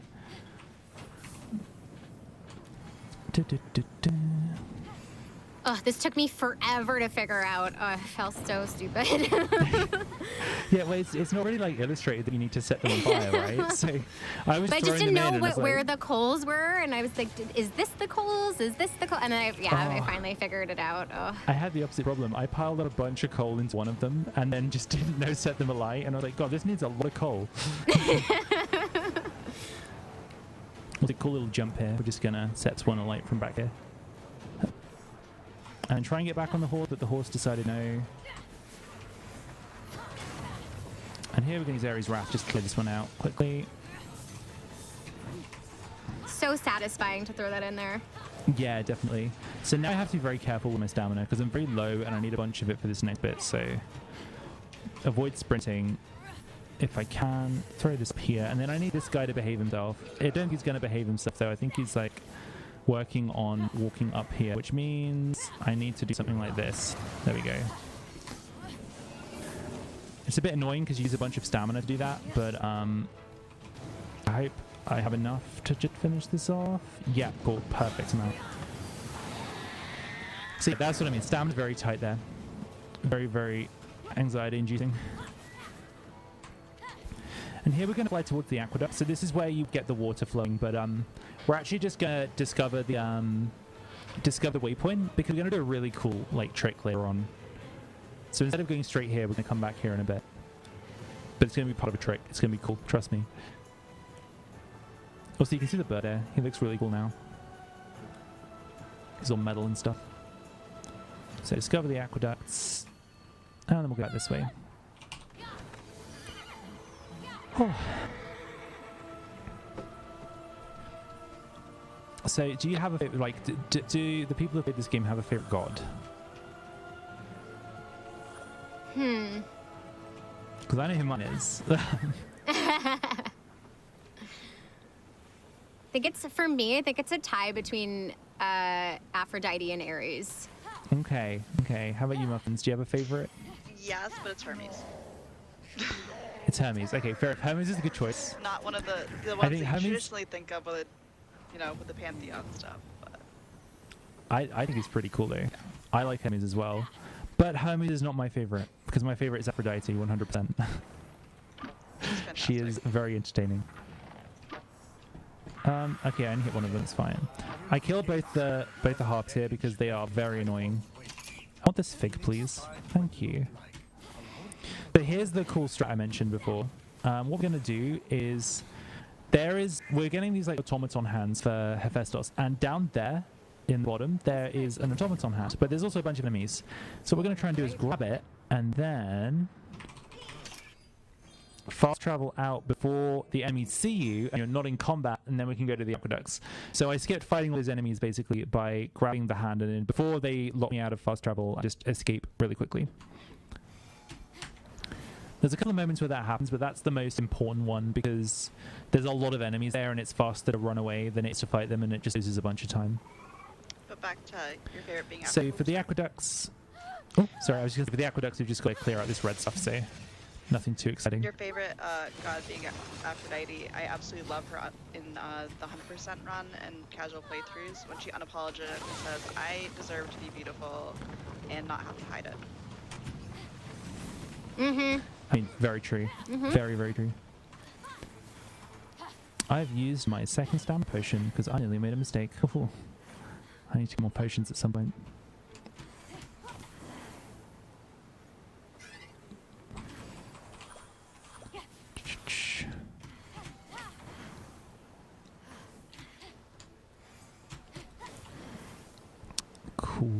Cool. This section always stresses me out, and I don't know why. It's not even difficult. It just stresses me.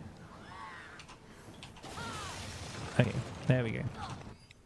That's all done. We should be able to go to the forge. And now we're going to go meet Hephaestus. We've already done all the stuff that Hephaestus wanted us to do before we meet him. So he's just going to be like, oh, cool. I guess we'll carry on.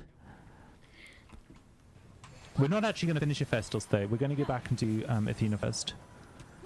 Because Athena's blessings give you access to a very powerful damage upgrade. Which is basically when you are charging the bow, if you continue to charge it past 100% charge, then you will get like a lightning AoE effect on it.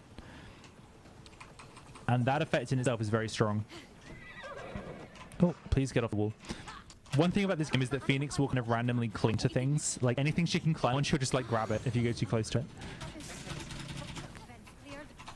Cool. So this is why we went to Guardian's Hill earlier, because we're going to go back here now and do the quests here. In Fenyx's defense, oh, I have a question actually.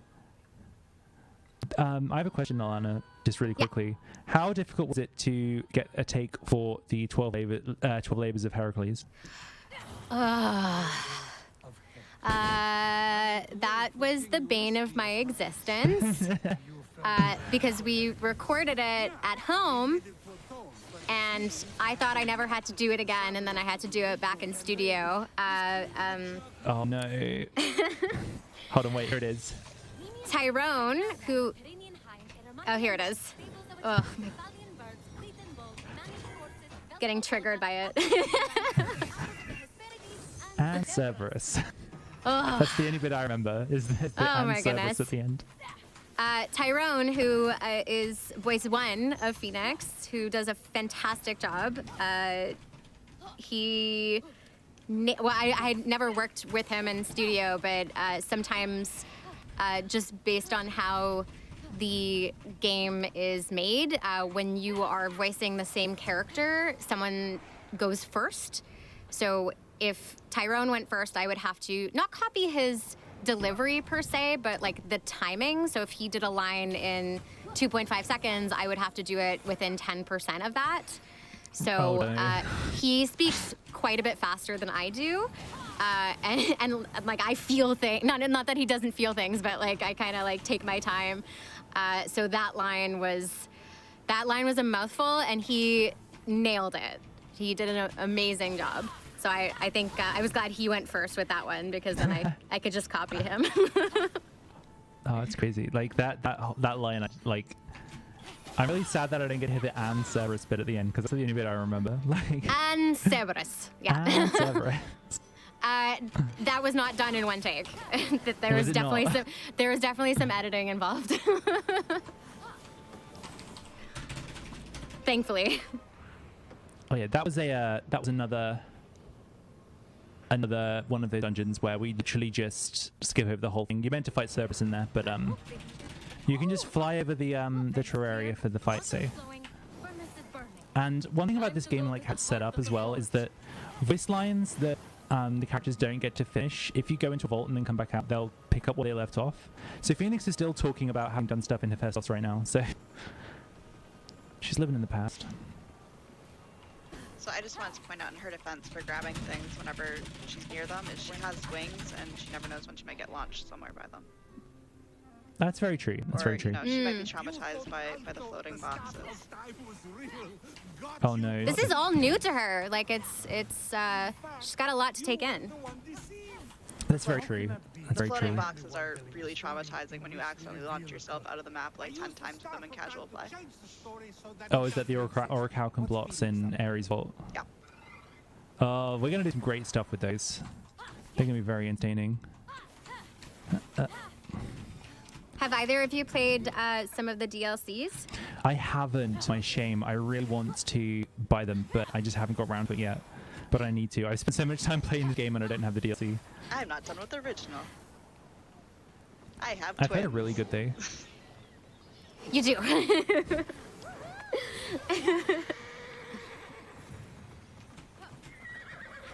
So we are only $75 away from seeing that cutscene, just so you know. Let's go. Yes, we're super close. Let's get those donations in and then we can see that happen. Really excited. There we go. I really hope it's not a letdown. But remember, it's my favorite cutscene, okay? And I'm a crazy person, so. Yeah, so this game. So yeah, kill those lions. There we go. Really cute scene where you give Athena a hug there.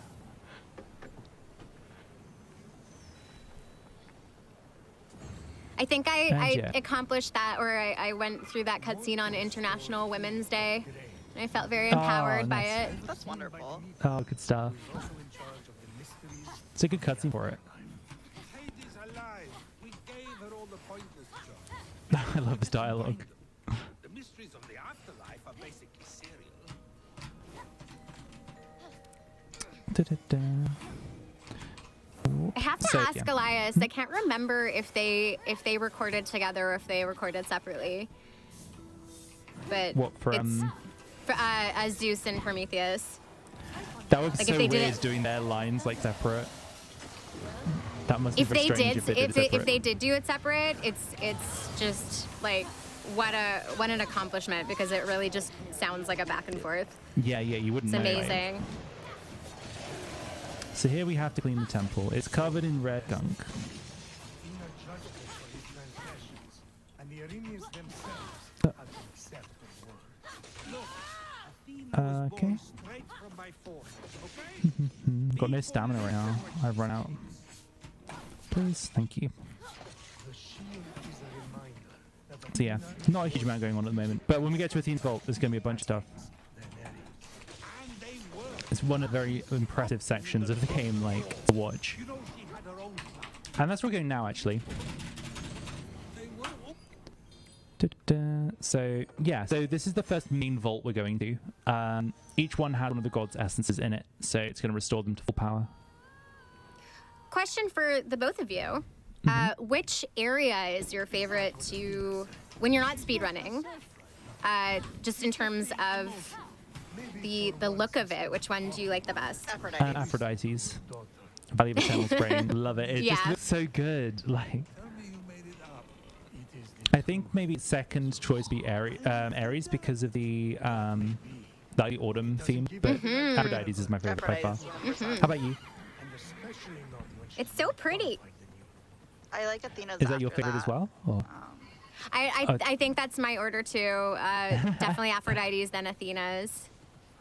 There's a similar vibe, but like it's a little bit more like calmed down. It's very serene. Yeah, poor Hephaestus. No love for Hephaestus' area. It is kind of a bit dull. It's like it's a little messy. Yeah, he needs to tidy up. Yeah. Got all his equipment everywhere.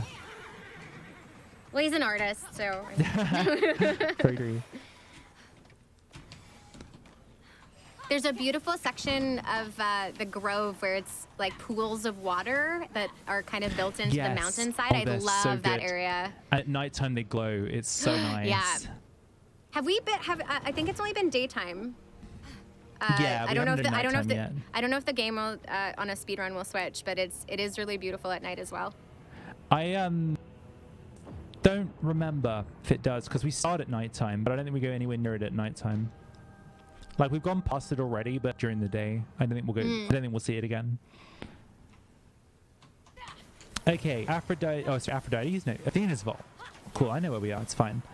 So this is where we're gonna cheese a lot of it using various different abilities. So first up, the weighted clone is going to be very useful here because we only need to move one of these.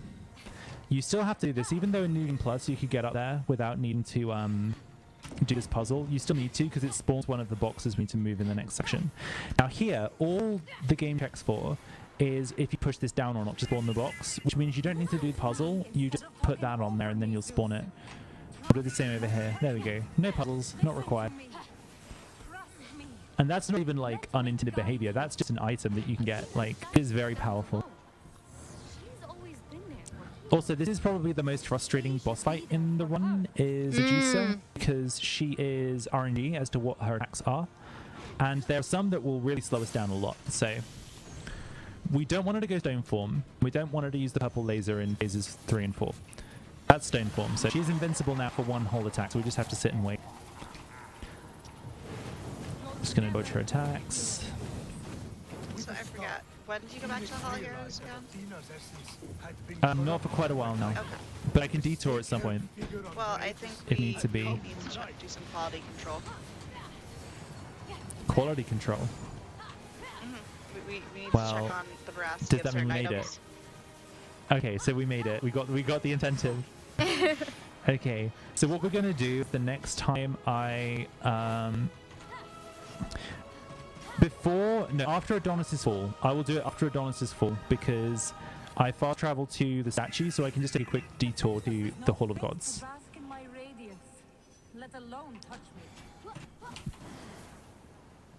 So need to make sure I have a good angle here. Otherwise you can hit those rocks, which is not good. And then another clone. So we're just doing the same thing. All these platforms are spawning boxes at the end, so we can move the statue over to the central point of the map. So this is relatively intended what we're doing now. But the next section is definitely not. It's one of the, in my opinion, one of the harder pieces of movement tech in the game. So hopefully I'll get it first try, because it's very frustrating if you don't. I believe in you. Also, I have Thank some good you. news. So good news. We hit our cutscene! Yay! Okay, so we will do it after Adonis' fall. I will go back to the Hall of the Gods just to show it off. And whenever you'd like some more donations, we got that too.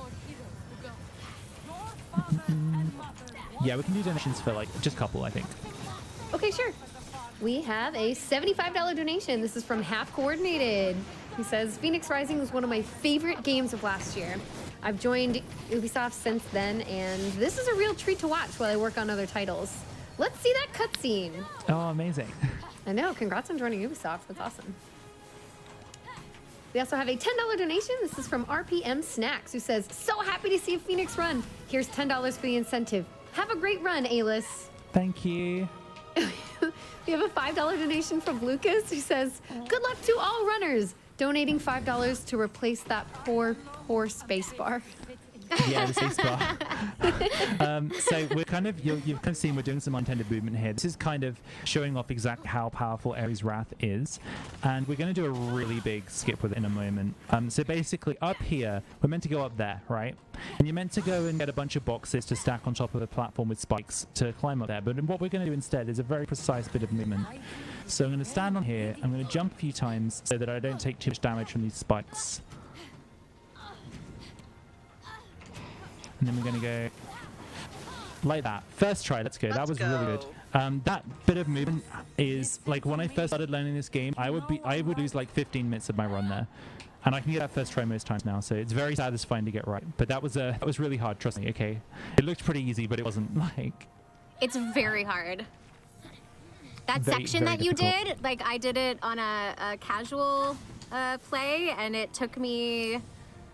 I don't know. I think I died like 15 times. Oh, no. It's really like awkward, right? With like how that section works. There's a bunch of stuff that like try to break the block that you've got, like shove it around stuff so that you lose it.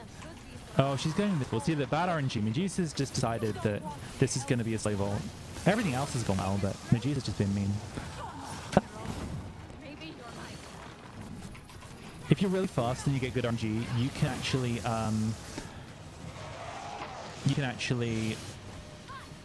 beat Medusa, clear a section, and then still have the damage potion for the next Medusa fight. So hopefully I'll do that here.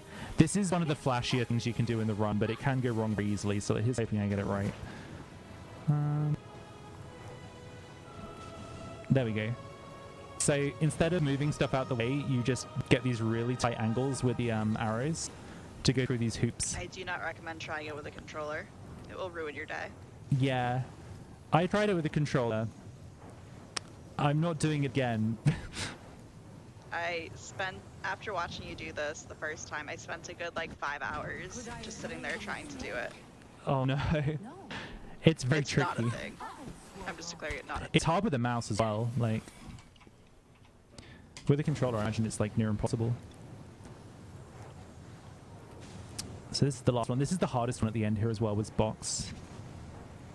If I can get it all first try, that'll be really hype. And oh, so close, so close. Slightly early. This is fine though. But yeah, her doing. My run earlier, I got all of these first try. Her doing this is I so went crazy. incredibly precise for each and every one of these hoops.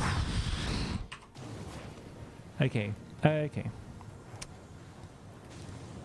If this last one messes me about too much, then I guess I'll cry. I don't know. I have no backup. And we're just going to keep going till it works. There we go. I don't think we'll have damage potion now, but should be fine either way. Still, getting that tower climb was really, really good.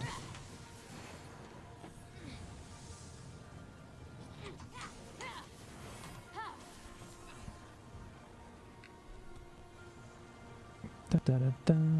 Cool. Right. So the last Medusa fight. Where is she? Oh, and she's giving us bad RNG again. Okay, now we definitely won't have the damage potion. I'm pretty sure it'll run out. Or maybe, I don't know actually. Where is she going? Oh, this is bad. So this laser slows you down. This is the other bad RNG thing, but luckily I still got the hammer hit in.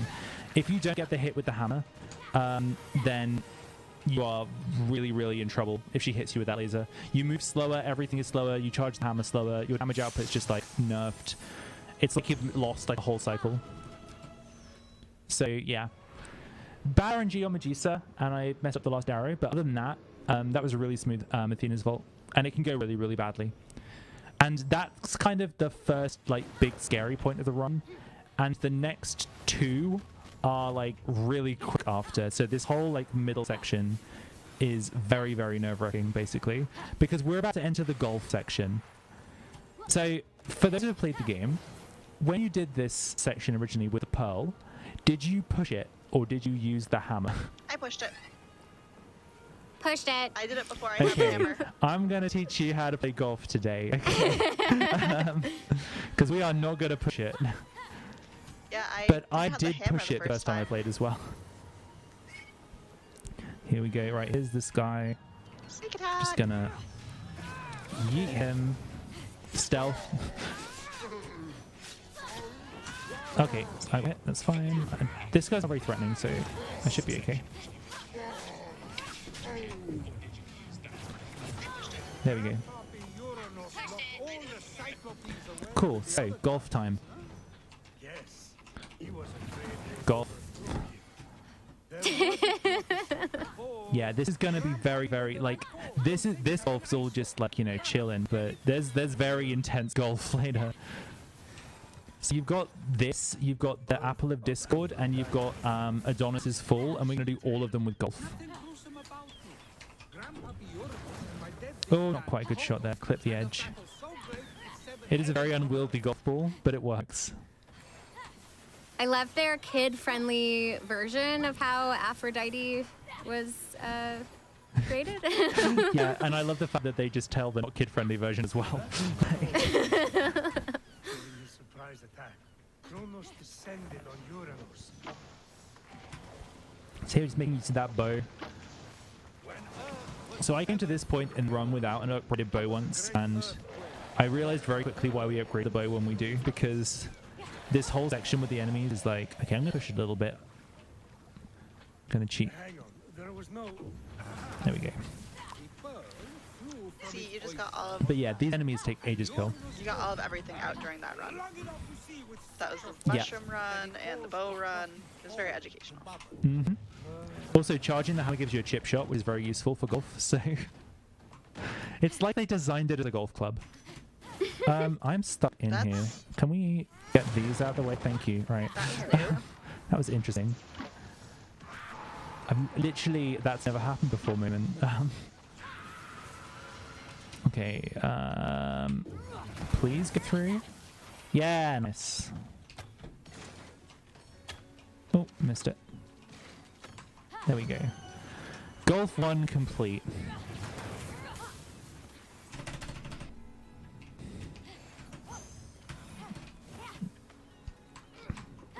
So now, even though the sea foam is spawned down there and that's what we're supposed to be getting, what we're actually going to go get is the fast travel point for Athena's palace. And the reason we're doing that is because, not Athena's, sorry, Aphrodite's palace. The reason we're doing that is because if we have to go down and get the sea foam, we need to ideally have somewhere that we're going to go afterwards. So fast traveling up here is the fastest way out of there, basically, to get where we're supposed to be. So rather than going all the way down to get the sea foam and climb all the way up by hand, we're only going to climb half the distance, get a waypoint, and then fast travel back up. Just a small efficiency. This is probably the longest bit of climbing that we do when we're upgraded. And I think they're going to start talking about how Gaia lied to Zeus any minute now. I think after we fast travel. There's one mountain in particular I think is pretty regal. So yeah, we've got the fast travel point, and now we're just going to fly over here, drop straight down, grab ourselves some sea foam.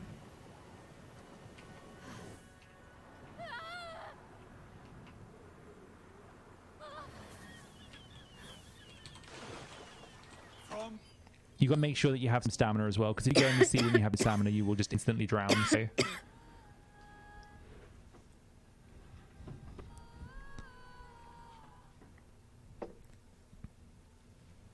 I can't take this anymore. Zeus, Here it is. So if you actually do the puzzle over there to the left, there's like 14 mushrooms on top of that tower. Oh, thank you. I'll keep that in mind. I did the research. I'm going to talk about the easy ones. Muffins made of mushrooms. On mushroom duty. So apples, they're very important, especially for the game of golf, as we're going to find out. I don't know how why you play golf without mushrooms. Okay. So yeah, right now I don't have an upgraded sword, so it's just very fast to like one-shot all the enemies like this. There we go. Cool. Right. Okay. Do not talk to me. With the seafoam secure, Okay, golf time. Fenyx is going to return to Well, that might be a bad angle. with the key No, to we're the fine. freedom and the vault. So this is one of the more interesting golf shots. We're going to wait until the apple comes down here, and then we're going to try and slow it down. And then I want to position myself like here, basically, and then chip it up and over. And that's a good spot. That was good. That was good golf, right? And then straight over there, and then that's where the apple has to go to finish the quest. So we now have the apple Discord.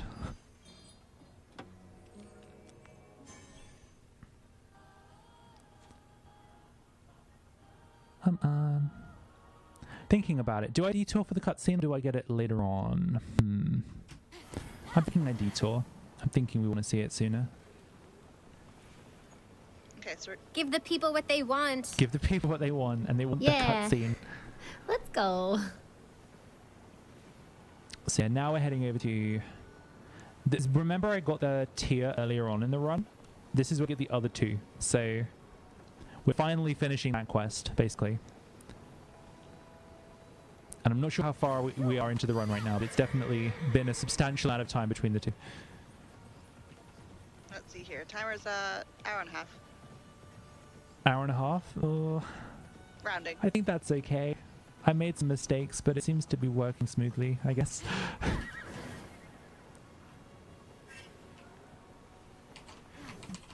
So this is the cabbage section. Every video game requires a cabbage section. It is an important part of video game history. I've decided that anyway. There are so many cabbage sections in this actual full game.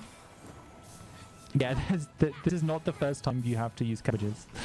Where's my cabbage? Cabbage, hello? Are you over here, cabbage? There you are, right. It's okay, I misplaced my First cabbages all rule the of time, too. speedrunning. Yeah, first rule of speedrunning, do not lose track of your cabbages, okay? This is another one that we're just going to do a bunch of not intended platforming, but kind of intended. That's the great thing about this game, to be honest. Like, you're not glitching a lot of the time. You're just, like, using intended mechanics in ways that maybe weren't intended when a game was developed, and I think it's real cool. Like these jumps, for example, they're skipping puzzles, but there's nothing glitchy about this. This is just how the game behaves. So we're going to do another one here. Just using Ares' Wrath and double jumps to make a lot of distance, and then we can skip carrying the box over. This bit, for example, you're meant to take a box round and it can get set on fire by those things, and you got to dodge them and stuff. We just kind of we jump up and we place a clone of ourselves on it, which is, you know, how most of life's problems can be solved. So much nicer, especially if you're trying to get the chest that's up there and you have to bring 3 boxes up, and it's rude. Absolutely. So there's another tier, and then we're going on to Adonis' Fall, which is my least favorite vault in this game. On the way there, I don't know if there's any donations or anything, or if anyone's got any questions, because, yeah, until we get there, there's not going to be much to say. I have things to say for sure, so I can definitely fill that gap for you. We have a $5 donation. This is from Miramosa, who says, "Hello, Ailis. Congratulations on your recent world record. Looking forward to seeing the run. There's also Pride Week around these parts this week, so between these two events, it's going to be a real good time." Oh, nice. We also have a $25 donation from Speaker on the Wall. Speaker says, "It's so cool to see this game in a marathon. Keep doing what you all do and keep being amazing at it." And we have a $25 donation from Heidi Johnstone, who says, That's my girlfriend. "Oh, that's awesome." God, what Well, she said. She says, "Immortals is an awesome game for an awesome runner. Love you, Ailis." Aww. That's really cute. That's very wholesome. I was worried she'd make some kind of terrible joke. Feel free to follow up and babe. make a terrible joke then. Just so you all know, we have also opened Another awesome incentive for later on today, we have a Cadence of Hyrule run coming up. There's also the potential for a glitch showcase happening after the All Instruments run. So that is a $4,000 incentive. So feel free to start getting those donations in now for that if you would like to see it. Plus, we have our first bonus game of the day that is coming up later on this evening. That would be after Cadence of Hyrule. This would be for Crypt of the Necrodancer, but it's got kind of a unique twist. It's an aria hard wrong music run. So they're going to be purposefully playing the wrong music, which will just then mess with the run even more. So that's going to be really cool. That is the first bonus game of this event, I believe, and it is coming up at a $30,000 total for the event. So every donation that comes in is automatically going toward that, as well as you can put it toward other incentives. So that game actually just something has to keep in some mind. extra fun to it, Foo. Yeah, and there can be some extra fun going on with it too. So the extra fun. We've entered. Oh, sorry. Once we do this golf. We've entered the golf zone. Sorry. Yeah, we've entered the. Oh, what was that? Please come this way. Oh no, just get rid of it now. It's too much in the way. So yeah, this is Adonis's Fall. This is the worst golf. The angle this works at is surprisingly tight, and I'm basically trying to hit it over here because the intended way of doing this is very slow. So what can happen a lot of the time is I either get a good shot, but it's like at the wrong angle, or I get like a really slow one like that. It doesn't clear the distance. And this has gone very badly so far. So this is why I have a big estimate for this game. Oh, that's a bit better maybe. Oh, so close. It's not going to stay. So the little extra for the bonus game that we're talking about is donations actually rule what music is going to be on there. So once it's met, we'll pop up with a bunch of songs that will be switching between as whichever it is at the top of the bid board. So you want the music to change 5 times in 2 minutes or more? Go for it. And none of them have the same tempo as the others. I'm getting destroyed by golf right now. I got this first try today, and now this is happening. Please? Please? Yeah, that's good, right? That's good golf. That was the middle difficulty golf shot. So that's not a great start to this dungeon. But yeah, this one's horrible. New Game Plus gets to skip all of this, and I'm very jealous. So here we want to line up with the section. The problem with this as well is the balls are constantly spawning, right? So there's another one there. I need to make sure they don't touch each other. And then hopefully get an angle there. No, it moved. That's annoying. That's better. Oh no, bad angle. Whatever. So yeah, golf is hard. Needless to say, this can kill your run easily. I think my first run of this game I spent 20 minutes in here. But the intended way is even slower than this, so...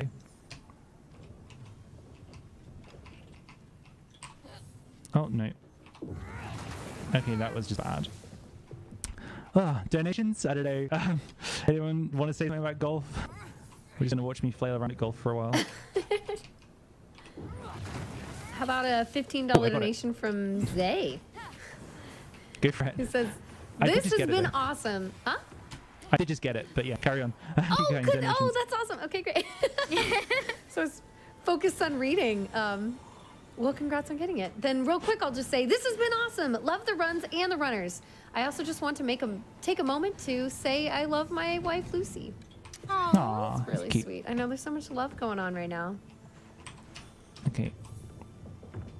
So this one's like the easiest bit in theory, but it can still... I'm at totally the wrong angle. Why did they go that way? That was interesting. Game was being real mean. So I always knew if anything was going to go wrong, it would be this, because this is the worst part of the game by far. No, that one please. Stop it. No. Okay. Golf being real mean right now. And the fun thing is, this is still faster than doing the whole everything. Yeah, what you're supposed to do here is there's like air jets behind us, and you're supposed to activate the air jet to shoot these at this wall. And it's very slow. Please? There we go. That's what's supposed to happen, right? We finally got there with the golf. these boxes are very rude. Cool. Yeah, if you just try and climb straight up, you'll fall off. You need to like jump off of them. There we go. So all this for 1 tier of Aphrodite. Absolutely worth it, but takes a lot of time. So yeah, that was about Adonis's full, but it's all good.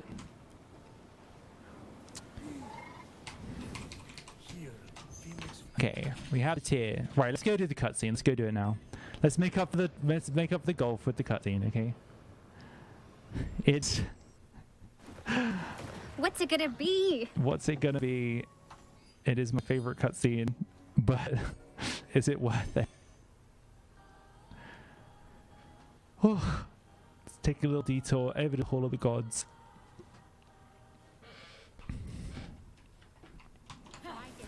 Here it is. This is my favorite cutscene. Nice cauldron.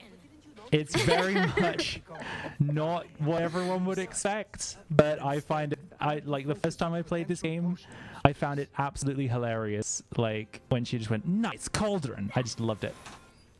So, Anyway, back to the speedrun. Cauldron. so this Thank is the you. bonus. Anytime we stop at a cauldron, Yeah. you'll hear it. Runs over now. I got what I needed. Elana said, "Nice cauldron." We're done. Like, For the we'll this just is be all an stopping at elaborate cauldrons ruse for the that rest of one the run. reason. That's all that's gonna happen. I learned this speed run for that line. Okay, for this moment. Okay. Oh, well, there we go. That was my favorite cutscene. Nice cauldron. Yay! We're definitely gonna make you say that every time we use a cauldron from now on. By the No way. problem. All right, back to Aphrodite. So we're gonna get introduced to the heroes now, and they've been corrupted by Typhon. So we have Achilles that rocks up first. He's also the biggest pain to fight normally. But we're actually just going to very quickly damage him down. There we go.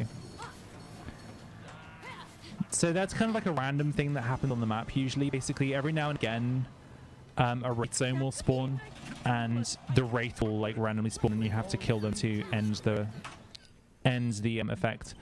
But while that's happening, there's a bunch of corruption and tentacles and like meteors and stuff happening. When you killed one of the heroes in that, you get access to their Wraith layer, I think it's called, and you can go in there and fight like a more powerful version. And the way that they're balanced, it's like 3 of them are completely doable, and Achilles is horrible and the worst. And I spent like 5 hours trying to beat him one night, so he's very powerful. I think I figured out, I don't know if this is true or not, this is just me playing through the game. The more things you do in an area, the more likely they are to spawn. I'm pretty sure it's how. Might be true. As someone who has played this game by doing as little as possible in an area for quite a while now, I'll have to take your word on that. I should learn 100%. It's like 10 hours long or something. It's a little long. Yeah, a little long. Oh, wait, so shoutouts to my loads being really quick, so it's faster to travel over here. On console, I do not think it is faster to fast travel over here rather than walking. So we're done with golf now, but we've got Aphrodite's Vault, and Aphrodite's Vault has a bunch of difficult stuff in it. So, well, I say a bunch. It's more like one really difficult bit and then a few tricky things. But basically, we're not going to do any of this as intended. So what the game wants you to do, you see all these like vines and stuff around the place. There are these big like seeds that are squirting out this poisonous gas. And what it wants you to do is to set fire to the seeds so that you clear out the gas and the thorns and you can walk through normally.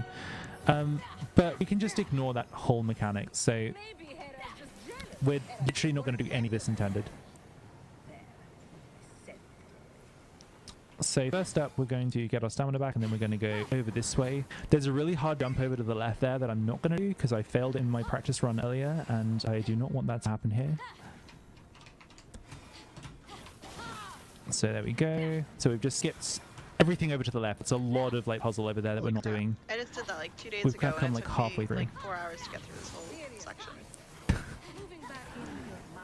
Yeah, well, just do it like this next time. Problem solved, right? Like, yeah, very easy, very simple. Also, the poison damages you over time, which means you can still do a load of stuff before you actually die to it, which is quite nice. Here, we're going to stand here and then try and get up here. You don't have to get all the way up here in one go. You can just take a safer route up the side, like I failed there, for example. This bit of terrain is like really picky about whether it lets you on or not, so I'm just going to take the stairs there. Slightly slower, but not a problem. You do have to watch your health a little bit through here. There is a full health at the end of this section, so just make sure you don't die before then and you're okay. There we go.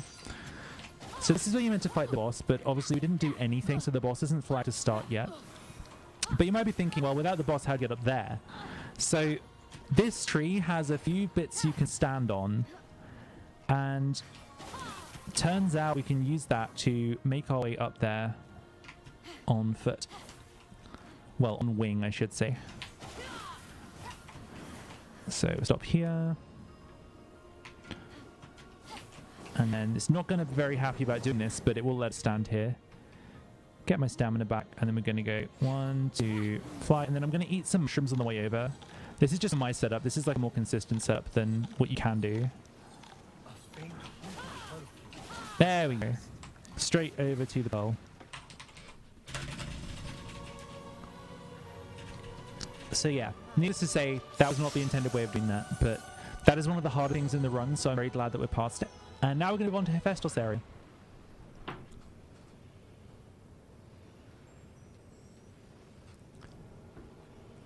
And we've already done half of Hephaestus' area already, so it's going to be surprisingly fast.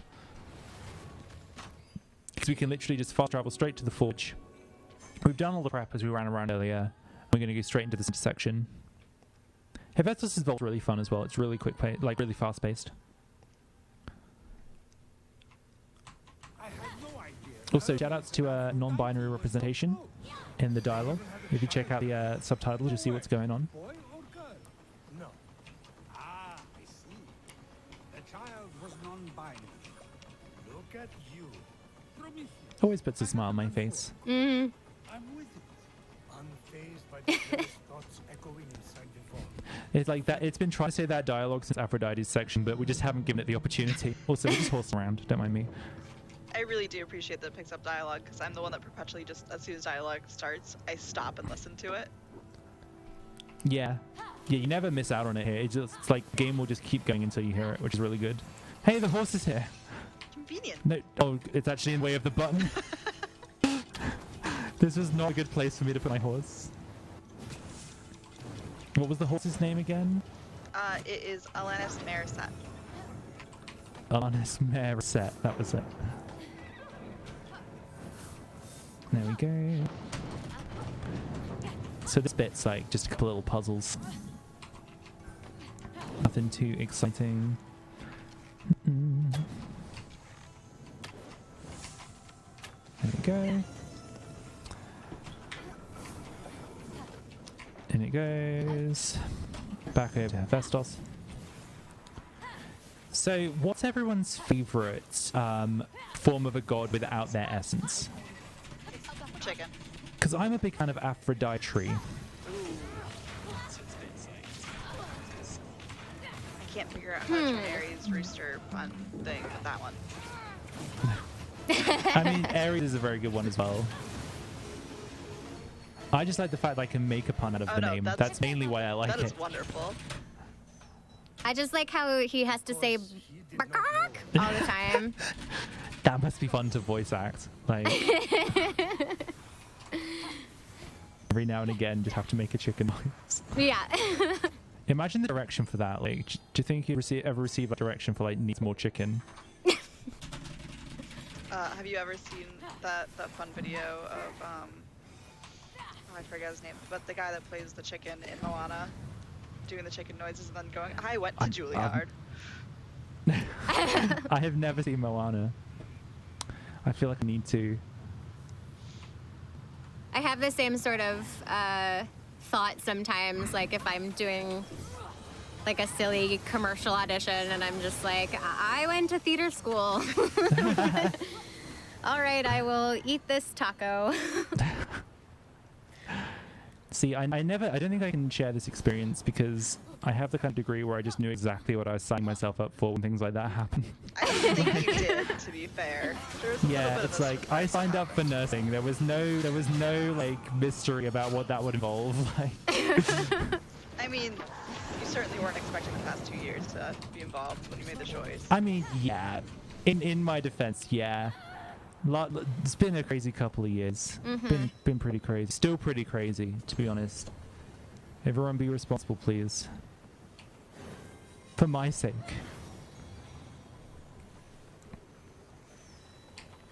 But yeah, honestly, we're definitely not out of it yet. No. So keep being careful, keep doing the right stuff.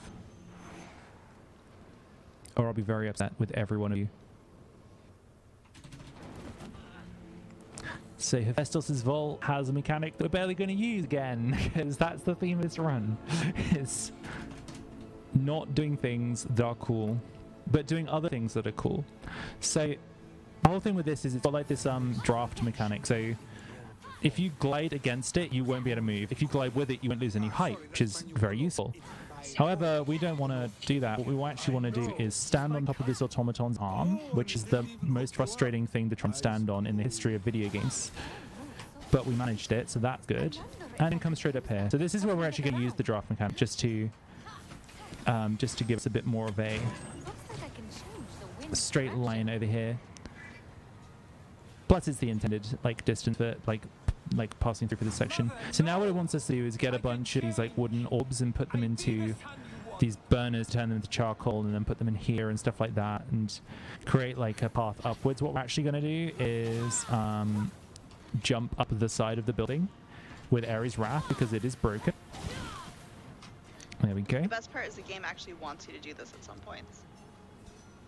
There's a chest in one of Aphrodite's areas that requires you to use Ares' Wrath to finish out a jump. Yeah, yeah, and actually, like, there are certain, like, for other powers as well. Like, there's a dungeon that is all about, that's a cute story, actually. So there's a vault that's all about Athena's charge, or whatever it's called. We don't use it in the speedrun at all, but It's where you it gives you, like, a lot of horizontal movement. Yeah, it gives you a lot of horizontal movement. Also, there's meant to be like a draft we started in here, but we just didn't. So we're just carrying on right now. So yeah, you're meant to use it to like go through lasers and stuff like that, and like get lots of horizontal distance. And my partner Heidi was like, "Oh, Alice, I'm really stuck on this one." I was like, "I bet you can't do it." And I was like, "Oh, okay, sure." And then like, you know, being a little bit cocky, I came in and basically did all the speedrun tech and just skipped right to the end. And she was not very impressed with me. She was like, "That's cheating."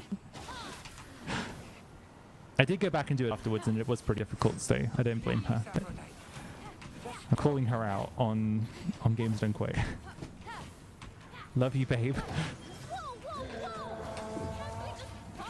So here's the boss for this section. He is Big Lad. And he's gone. Cool. Hammer is very powerful, as it turns out. And that's another vault down. I almost feel sad. Poor Hephaestus. Yeah. It's like, the dialogue in this section is so upsetting. To be fair, the dialogue in most sections There's a lot is of quite upsetting. I got There's a lot of unpacking of trauma for the gods. Yeah, definitely. Definitely, some bits are quite heavy, like the Hephaestus vault, for example. Mm-hmm. So on to Ares, whose dialogue is a little bit less thought-provoking. In his vault, tends to just be along the line of "I will destroy you when I get out of here" or something. Also, for some reason, Prometheus always talks about pomegranates here. Hey, isn't So, that the one that just first gets toggled on the first island? A lot of poetry for something that just got to stick. I think it is probably meant to happen on the first island, but I have picked up lots of pomegranates since, and he hasn't said it, so Yeah, because that toggles. maybe he's been waiting to say it There's a since then. statue with pomegranates in front of it on the way to the first vault, and that's where it Really? toggles for Oh me. yeah, there is. So I don't know why he says it here. I don't know. Just felt like saying it, I guess. Maybe the ones under that ballista trigger it. Anyway, this is Ares' vault. So You'll notice we haven't done any prep for Ares. Ares actually plays out in reverse, so you have access to the vault immediately, but we're not going to get the essence, basically. There is a plot twist in here. Anyone who cares about spoilers may need to avoid this section of the run, because there are spoilers galore, and I have run out of stamina, which is very upsetting for me. That's better. So you're meant to do a bunch of like rearranging of these objects that float in order to like make stairs and climb up and stuff like that. But I've decided that that's boring, so we're actually going to do something really cool instead. Behold, orichalcum flying. Oh, my stamina's pretty low. I need to eat mushrooms. Okay, actually we're fine. I didn't need to eat mushrooms. You can actually stop and get stamina on that one. I've never done that before. That was cool. Glad that that worked. So yeah, by stacking 2 orichalcum blocks on top of each other, you can get a lot of height basically, because they kind of just fly into each other indefinitely. You can do it with the 2 big ones as well, but as I've found, that kind of goes off in one direction, so you kind of end up flying to the side, which means they're good as a backup sometimes, but they're definitely not what you want to be doing all the time. Oh, that's not it. Come on. There we go. This one's scary. 1, 2, 3.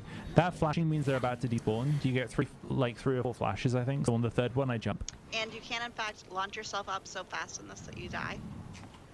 Repeatedly. Yes, and I have done that before. I had to...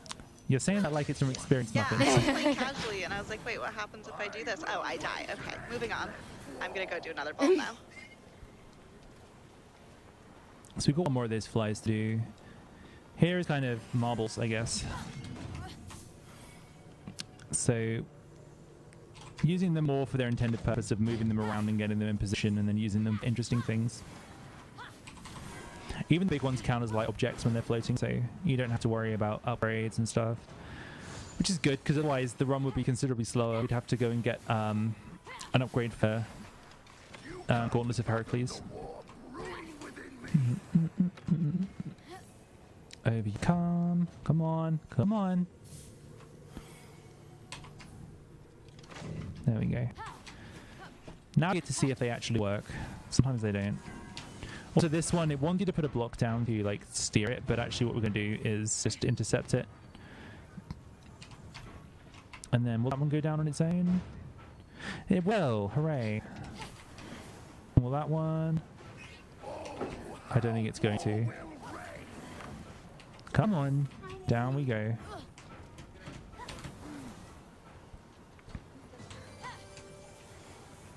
Oh, I used a damage potion. Oh no, I know, I didn't use the extra damage potion. We're fine. So last fly. So yeah, anyone who's played this is, I'm sure you're aware, this is meant to take a lot longer, and you're meant to do a lot of weird and wonderful things. But we're just kind of not doing that.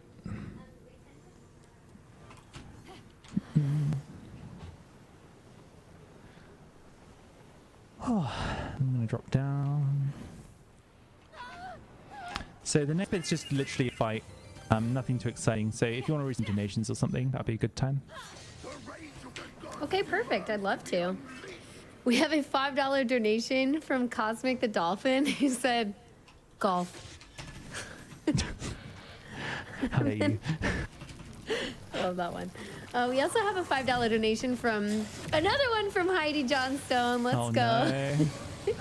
Shout out to Elana for being awesome and joining the run, and Ubisoft for being a memer in chat. Wait, for who? Sorry? Ubisoft. I think Are it's they Ubisoft. memeing in chat? Let's go. Quebec. Yeah. I do quite enjoy memes. I'm gonna go I going do back too. and watching the chat for this. Like, Yeah. We also have a $250 anonymous dollar ooh, donation. that's a good one. Whoa. Yes, agreed. Thank you so much for your support. This is amazing. If we hit that 30K by this evening, we get to see the Crypt of the Necrodancer. It's wrong music. Let's do hard. it. It's hard with wrong music, and it's like 11 different songs that you can like change at any time. It's gonna be impossible. I'm excited. It'll be great. Basically, it's like Twitch plays songs, except it's through donations. Yeah, yeah, exactly. I have a question, Alana. So there are a few plot twists in this game, right? At what point did you find out about those? Did you know before you were recording like earlier sections of game, or did they try and structure it so that you record them later? I'm trying to remember. I think there's a certain plot twist that happens on King's Peak that I didn't know about, and I think when I got the script, I found out about it, and I won't say what it is because in case someone wants to play this spoiler free.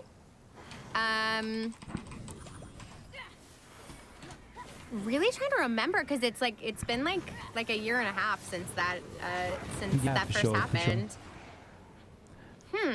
I suppose it's like because it's like I don't know. I felt like I saw the plot twist coming. You know, I had a sense it was going to be something like that. So yeah.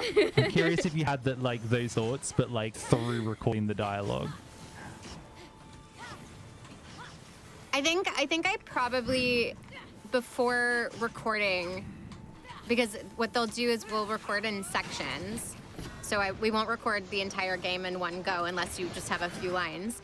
But so you'll get the script a couple of days before, and I usually scan through to know what we're doing. So I think I would have probably found out about it before recording. Gotcha. But yeah, you definitely have to try to remember what the character knows at that point, and if it's a surprise. Oh, that might be so tricky. Act that way.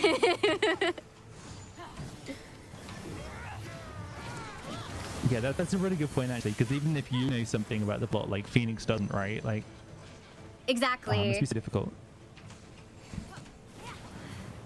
But that's a fun part for characters any character that you play, like you, the human being, knows what's coming, but you have to pretend that you don't. You know the script. You know that words are going to be coming out of your mouth. It's kind of the opposite of normal human speech, because I actually don't know the next words that are coming out of my mouth. It's just coming out.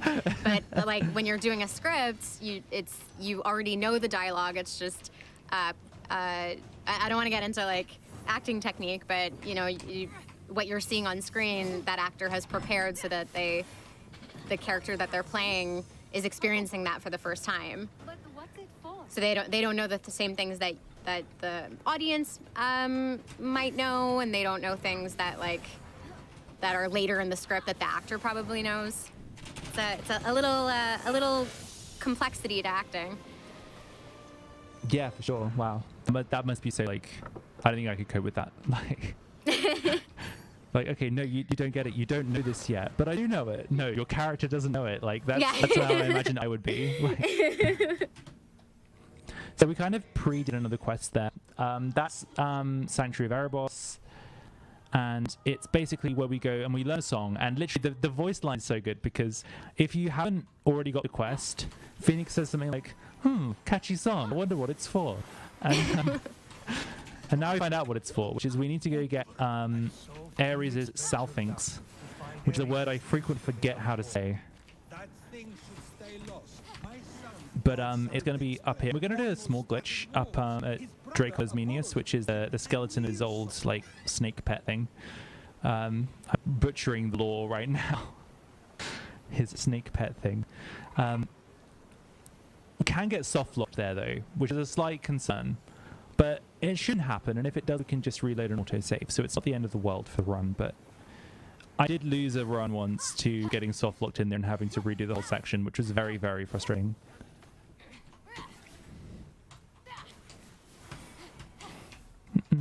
Also, hopefully these enemies don't see us, but it doesn't matter if they do. We just recharge a bit less. Not very observant. Okay, we're going to do a little potion stop here. Although it doesn't seem like it makes a huge amount of sense to grab potions now, if you're familiar with the run. It's good. Oh, wait, the figs are over this way. So it's good to have an extra damage potion for a fight coming up. So I think it's worth grabbing, I think. So we want to grab. Alana, here you go. I can grab 3 of those, 2 of those. Cool. Say the thing. Nice cauldron. Thank you. There we go. that like Bart Simpson moment where I don't know if you remember that episode where he was on Krusty the Clown. I absolutely do. And they all like turned to him like, say the line. Say the line, yes. Trust me. If you ask me if I remember something about The Simpsons, the answer is probably yes. So where am I going? I'm going over here. So just by going this close to it, we've found fast travel point for it, so we can just skip right up there with the fast travel.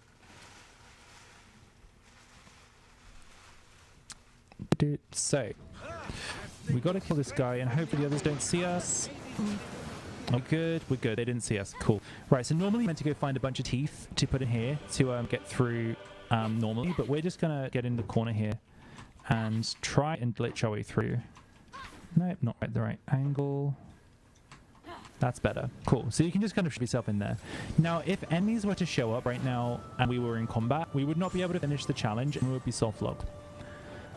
So we either have to load a previous save, which would be an auto-save back when we found the fast travel point for this, or it would be trying to kill the enemies from inside here, which I've tried to do before, and you don't want to do that, trust me. It takes a very long time. Also, try and grab the Salping there before the cutscene starts. It's a small optimization. I did not get it, that's fine. It saves like a second. And now, in order to get out of the soft lock, we just have to fast travel to the same location that we're currently in, and that will put us outside. So it avoids us getting trapped in there, because the only way to open the front door is to do the puzzle outside that we skipped. So now we have everything to go get back the essence for Ares, and then we're going to be on to the final stretch of the game, which is surprisingly intense. Like the start of this run very like chill, and then it just gets progressively more stressful. I feel like the middle section's probably the stressful bit with Athena's Vault and Aphrodite's, but King's Peak is a surprisingly hard strategy. The Typhon fight can kill you. That's always scary.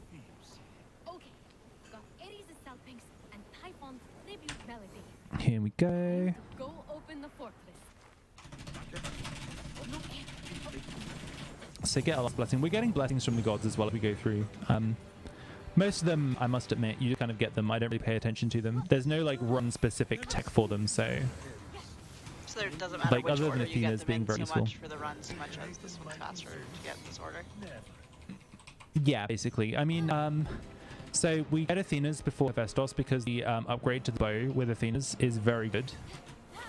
But other than that, yeah, it's just this is the fastest order to get them rather than we want certain upgrades. Yeah. Some of them are very useful though. Like right now we have one that's if you play Breath of the Wild, it's like Mipha's Grace in that you get one like life. Basically, if you die, you will respawn with full health. Yes, Aphrodite's first blessing is wonderful. Yeah, it's very powerful. Right. Oh, I'm still in combat. I think it's still I'll every just 20 stop minutes climbing. for both of them as well, so it's very similar. Yeah, yeah. Ideally, I won't lose that before I get to Typhon 2 because Typhon 2 is very scary to do without a backup, basically. So basically, instead of having the vault be like where you get the essence, you get the essence here, which is like Ares' fort. And there's a bunch of things that we have to get done first. We have to open up the door to the vault, and there's going to be a boss fight inside as well. I think I actually have enough potions. I think I can skip a potion stop later on, which is kind of good. So here's the first one. It wants us to press a bunch of buttons, but in like the right order. But there's actually some lasers over one of them that will kill us instantly. In the game plus, we just take the damage because we have such health. But in the game, we need to come up here and activate this pressure plate to turn off these lasers. So these lasers shooting across, these are the ones that will ruin our life if we try and stand on one of those things over there. So now we just press these in the right order. And the order is like shown by the lasers, so quite a cute little detail.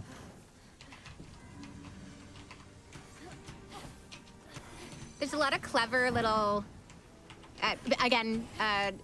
newbie here. So when I was first playing, there would be these puzzles built within the landscape that it would take me like a minute to like figure out what they wanted. And it was like, I just really enjoyed like all the little clever moments that like made me feel really smart when I figured it out. Yeah, same. It's amazing how. I must admit. Yeah. Oh, sorry. It's amazing how like little they repeat as well. Like it's just like It's true. there's very few that have same. Yeah, solution. they're all unique. The thing that I find now, which is slightly troubling, it's kind of the age-old problem of I've learned to speedrun a game, now I can't play it casually again. Because whenever I play like the vaults and stuff now, I'm just immediately thinking, okay, how can I choose this? Like, what broken thing can I do to bypass actually having to do the intended mechanics? I'd like to play the video game by not playing. The But I video suppose they are intended to some degree. Sorry, was that game. Muffins? I'd like to play the video game by not playing the video game. Yeah, exactly. That is the optimal way to play the video game, unfortunately, for every video game. He could see that I was smiling. Was he smiling? But you know, it has meant that I've probably got to enjoy this game for a lot more hours than I otherwise would. You know, there's a lot of content in this game, but like when you consider how long it spends to like learn and like grind in a speed game, you know, I've definitely gotten a lot of time out of this. And there's still the DLCs. There is, and I need to play them. And they're all And hopefully very I won't find ways to different. cheat them. Is one of them a different main character? The first one, which is a new god. Am I correct? I think it's a new god. I think it's a new god. It's still- It's Eastern Realms. Yeah, and then the Lost Gods. So I think the first one is. I'm still on the original game, so I just know this based on watching cutscenes and recording it. Yeah. So the first one still follows Fenyx, and they are put through some new challenges. So if you like the challenge of the vaults, this is the game for you. The second game is a completely new character. It's Eastern Realms. I think it's the same game mechanics as the original game, just with a new cast. And so if you like the main game, great for you. That would be a perfect fit. And then the third one is I think they changed the camera angle. So it's a little bit more pulled away. So it's like a Rumble style game. So more like Prince of Persia. Correct me if I'm wrong. Or... I think so. That's interesting. Maybe someone on the Twitch can correct me if I'm wrong. And then it follows a character named Ash, who is brought in to help find the lost gods. And I don't want to ruin too much, but Ash is an amazing character, super cool, and she helps Fenyx with finding the lost gods, which I don't want to ruin. So. Okay, you're But she's like a cool girl, so it's like fun to watch their dynamic because Fenyx is definitely like dorky. Yeah. I like Dorky though. Dorky's good. Absolutely. So here normally I'd use a damage potion for this fight, but I've actually decided that I can skip because I've got enough like mushrooms and provided I don't screw up the fight, that is. There we go. Cool with that. Because I've got enough mushrooms and stamina potions, I've decided that actually I can skip a potion step later if I... Oh, 21. Yeah, 21's fine. Yeah, so I can skip a potion stop later by not using a damage potion now because I've got 2 in the next section, which is great news.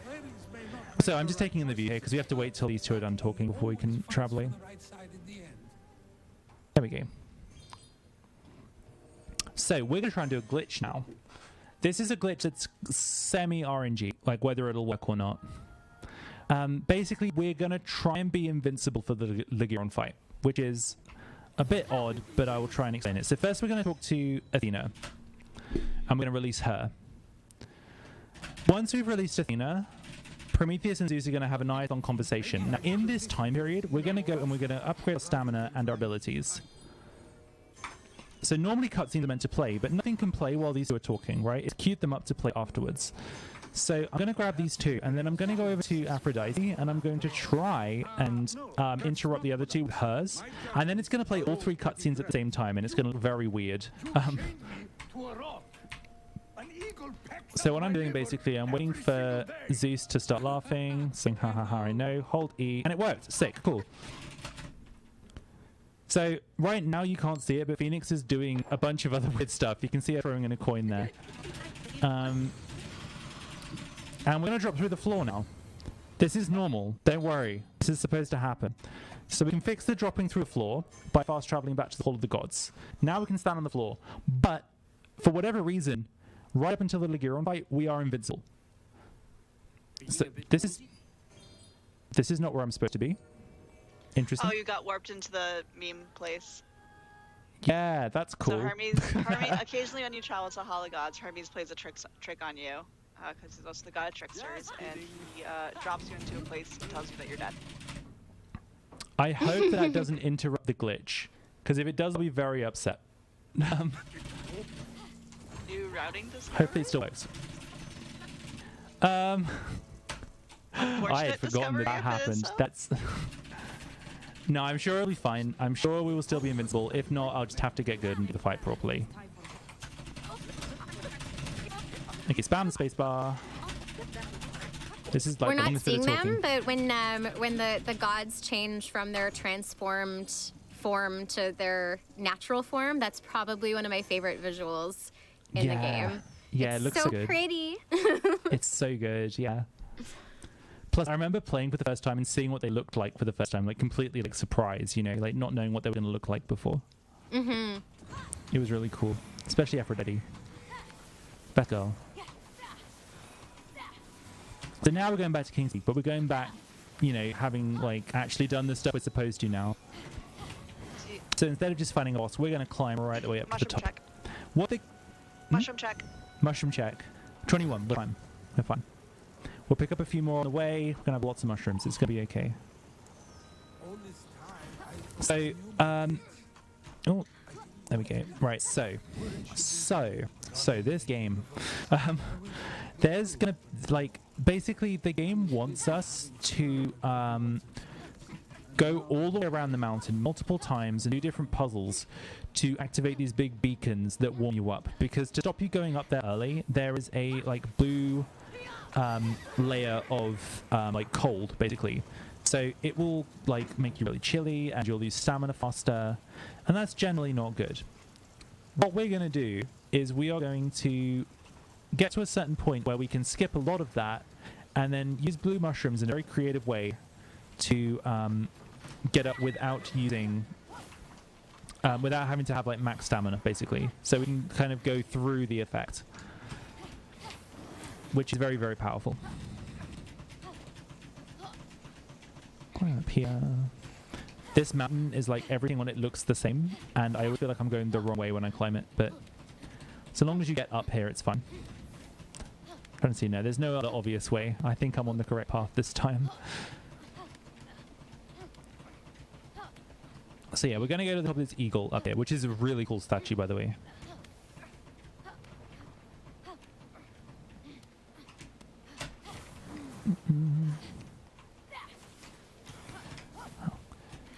How's it recording all of like the kind of miscellaneous noises for Fenyx? It's been very strange. I think Ubisoft has hours of me making weird noises, which they're free to use. It was the running was probably more difficult than I expected, because that was the first time they needed a library of sounds for a character that I was doing. The characters that I've done in other games didn't require anything that extensive. So surprisingly, especially when they asked me to like pretend that I was running uphill, I would get lightheaded, because you actually kind of try to, you know, you don't run in place, but you do the huffing and puffing. So we would kind of take a little bit of some breaks in between each take. So we're at that bit I mentioned. So what we're going to do is jump and then immediately eat a mushroom. So we're basically making use of the tiny bit of stamina that we have before it drains to queue up a jump. Oh, that's bad. Every time it kind of fluffs up like that, we're at very high risk of not having enough mushrooms. So, okay, please. Oh no. That would be the only this conversation. No. Okay. Yeah, we have failed. That's fine. Don't know why that happened, but it does give us an autosave right before we do that, so it shouldn't be too bad. So yeah, there's basically Damn, two that's things in unfortunate. the game that will take away your stamina entirely to try to basically wall you out of a section. There's the corruption, which you can only get rid of with quests and stuff, and that's used a lot of the time in the vaults. You'll see that red crackling stuff around earlier in the game, and then there's this cold that's just reskinned that you can get rid of with the beacons. Yeah, that was very unfortunate. So, like, I don't normally have like that many failed leaps. This means my timing was so slightly off. It's very tight to get this done properly, so we'll try this again. It's fine. Very, very difficult to do. Right.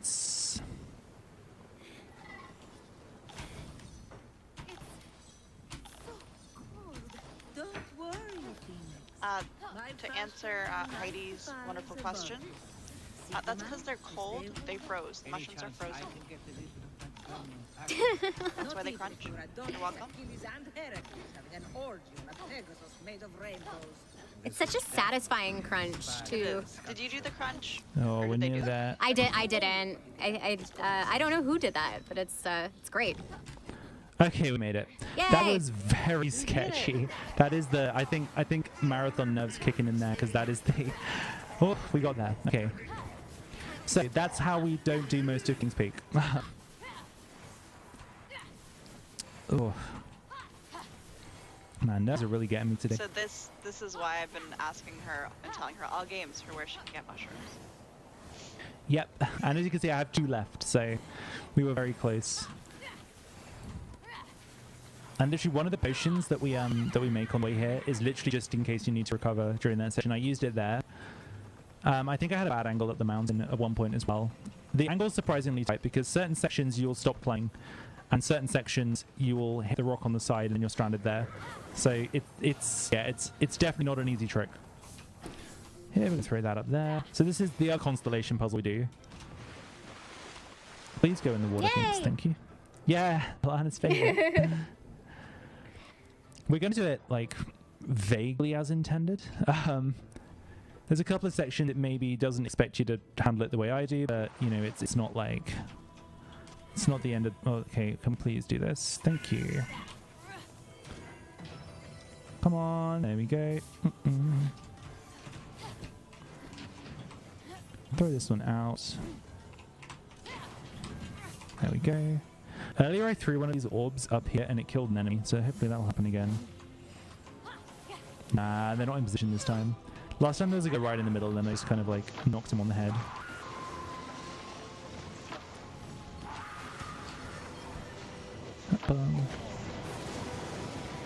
Oh, where'd he go? He went somewhere.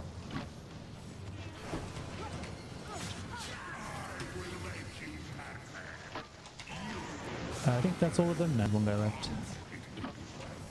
Okay, got him. Right. So we need to throw these guys over here because they are necessary for completion of this puzzle. Yeah, cool.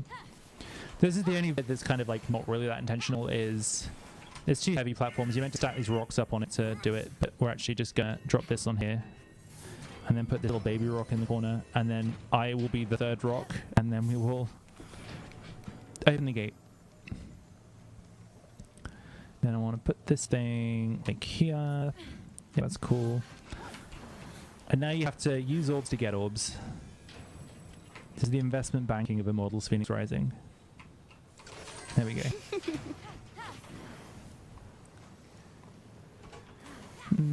I'm just getting orbs in slots now, so if you've got any donations, feel free to read some. Perfect. I was just about to ask, actually. I'm psycho. So we have a $25 donation from Medby, I believe, who says, second day, second donation. Hyped for the rest of Immortals and the rest of the day. We also got a $29.20 donation from Grains, who says, I missed yesterday's Pokemon run, so here's my delayed Pokedex donation for my favorite Pokemon, number 292, Shed Ninja. That's a good Pokemon. I like that. Yeah, I think that's a really unique choice, actually. Like one I don't hear as often at all, or like ever. So, cool. Yeah, Respect. I like Respect. the weird and wonderful Pokemon choices. Yeah, yeah, absolutely. Mine is Galvantula. Ooh, that's a cool choice. I hate bugs in real life. I just think he looks really cute. But yeah, just in the game. Yeah.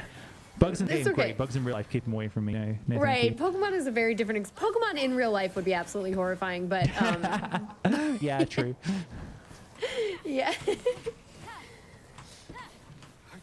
We've also got a $70 donation from Elizabeth Deanna Morris. Deanna Morris Lakes. Here we go. It says, happy 7-year anniversary to my Kenny. I love you, and I'm excited to keep watching GDQ on our couch Aww. together for many years to come. That's cute. I know there's so many sweet messages today. It's all about the love. I mean, we did spend a lot of time with Aphrodite. We did. That's true. I think it was inspiring. Even if we didn't So speak everyone arrows, think about love. that's fine. Speaking of Aphrodite, she's got a great voice line coming up. Let's get a little sip of water. I mean, your heart. That must have been a fun recording session. Like all of these lines that she has, like. I think that's some of those are my favorite. Those were my favorite, not specifically here, but like anytime there would be maybe an inappropriate kind of encounter and just kind of taking it in awkwardly, like, oh, okay. Yeah. So, Ligiron. Sorry for those who haven't played the game. This is a big spoiler. Ligiron is a nasty man. So this was what I was trying not to spoil. This is actually Yeah. my favorite section. Sadly, it's unavoidable. Also, the glitch worked, so we're now invincible, which means we can just wail on Ligiron. Oh, no. RNG broke the glitch. Okay, never mind. I thought it was working, but apparently not. So, yeah, that RNG that took us to the joke room, I could get used to this. that has actually broken the glitch, which is unfortunate. So you can be invincible for the Ligiron fight, basically. So I think we actually glossed over this because that's when we had the weird soft block load-in. Ligiron's Fenyx's brother. That's who we've been looking for the whole time.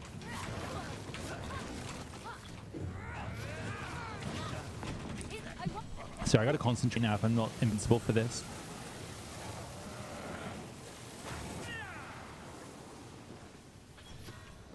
Okay, so here we've got to hide because I will die if I don't hide.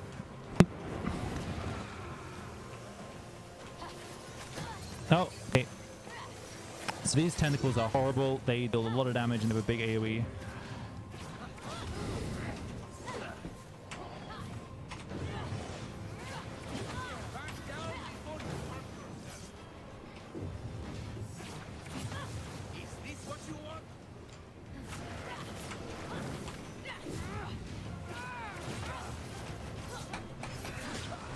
Ow.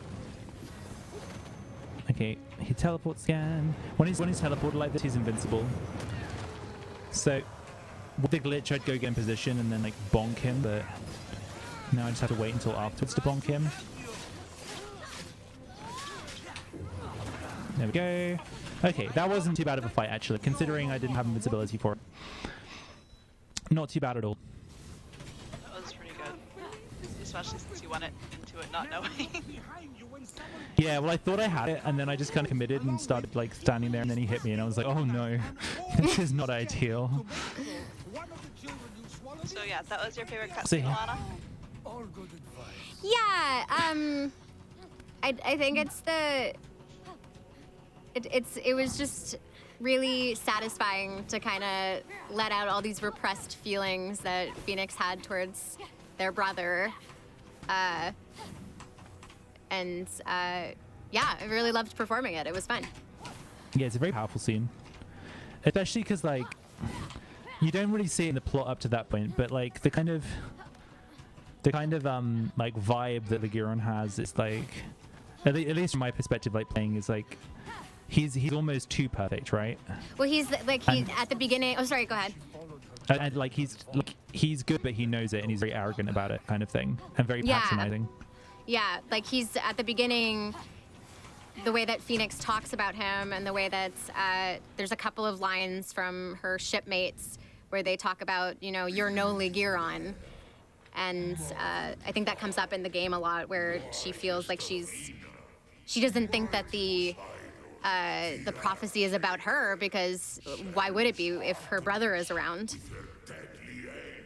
Yeah, and there's even a scene where, like, isn't there a scene where, like, she's reading out the prophecy and Ligiron's, like, met all the criteria as well, so she's just kind of like, oh. Yeah. Yeah, but it is about her, okay? Forget Ligiron. Hate that guy. He's a jerk.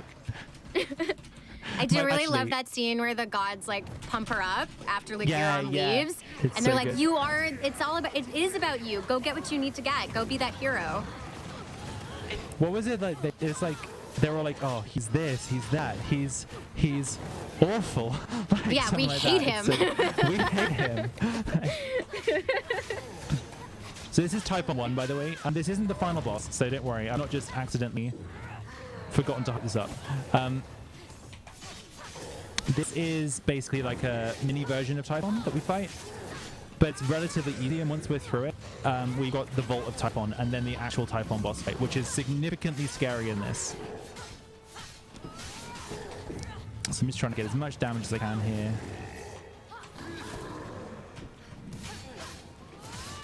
Yeah, this Probably basically reminds me of just like fighting Ganon in Ocarina of Time at the end, when you have like an 80% when you're a child. Yeah, yeah. And you just crouch between his legs. Yeah. Yeah, just like you're not like going in for anything. Like, you're just hiding under there. It's all good. We're unfortunately not going to be able to do that in the next Typhon fight, though, because he moves around a lot more. He teleports, he flies, he has more powerful attacks, and you don't really want to be stood still too long in that fight anyway.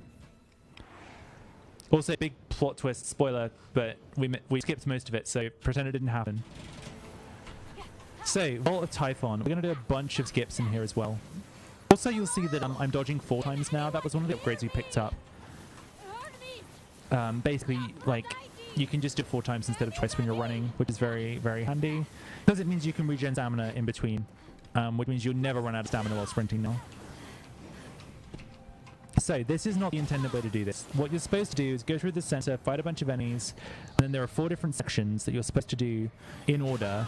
Well, not in order, sorry, you can do them in any order, but it will spawn oh, please get through, thank you. It will spawn a platform each time you finish one of these quadrants, and then you use the platforms that it creates to get over to where the boss is.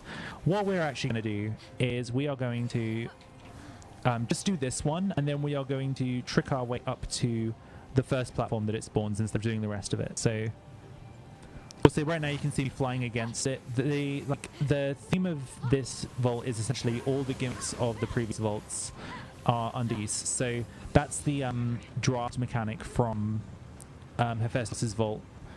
So I can glide indefinitely in one direction and camp glide in the other direction. But it's also useful for pushing these things around. So it's going to push that box over there. Then I'm going to pop this on here, and then we've solved this bit of the puzzle.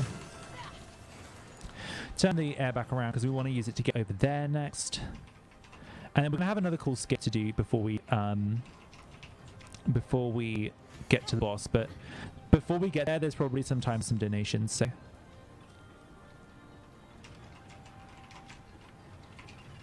If you want to jump on in with this. Yeah. All right, we have a $100 donation. This is from Krabner, who says, another day, another awesome set of speedruns to watch. I'm excited to catch several games I haven't seen before. Keep up the great work, runners, announcers, tech staff, and everyone else involved with this excellent event.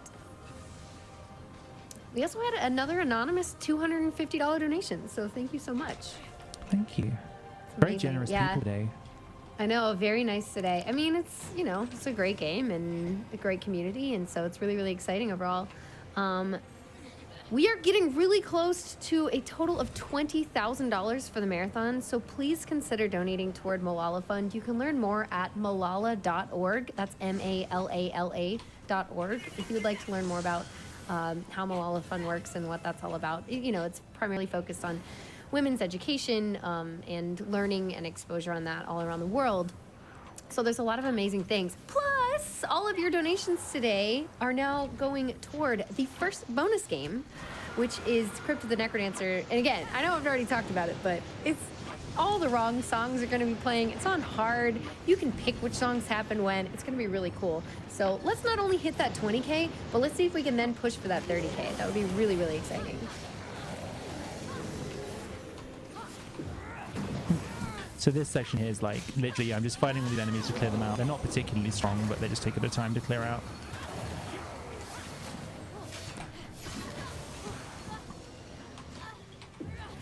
Get them out of here, come on. There we go. You want a few more donations? Or Yeah, go for it. I'm literally, just a couple more, I think, because I'm literally just clearing up these eyes. Sure. They're not very exciting. I always have more for you. Okay, so we have a $25 donation from Nux Tenma. Thank you so much for that. We have a $50 donation from Broccoli. I think it's Broccoli. It could be Broccoli. But that is a $50 donation, no comment. Thank you so much for your support as well. And we have a $25 donation from Nanobite that says, happy to support the Malala Fund. Huge thanks to the runners, commentators, and all the crew working behind the scenes to make this event happen. So much here, love. We're going to do the skip now. So I kind of used the draft there to maintain height for a long time. And now what we're going to do is do a bit of unintended platforming in here to basically get up to that first pillar that we spawned that we're meant to stand on. So, okay, no, we missed that one. Unfortunate. But this is very tricky. This is a very like nerve-wracking part of the run.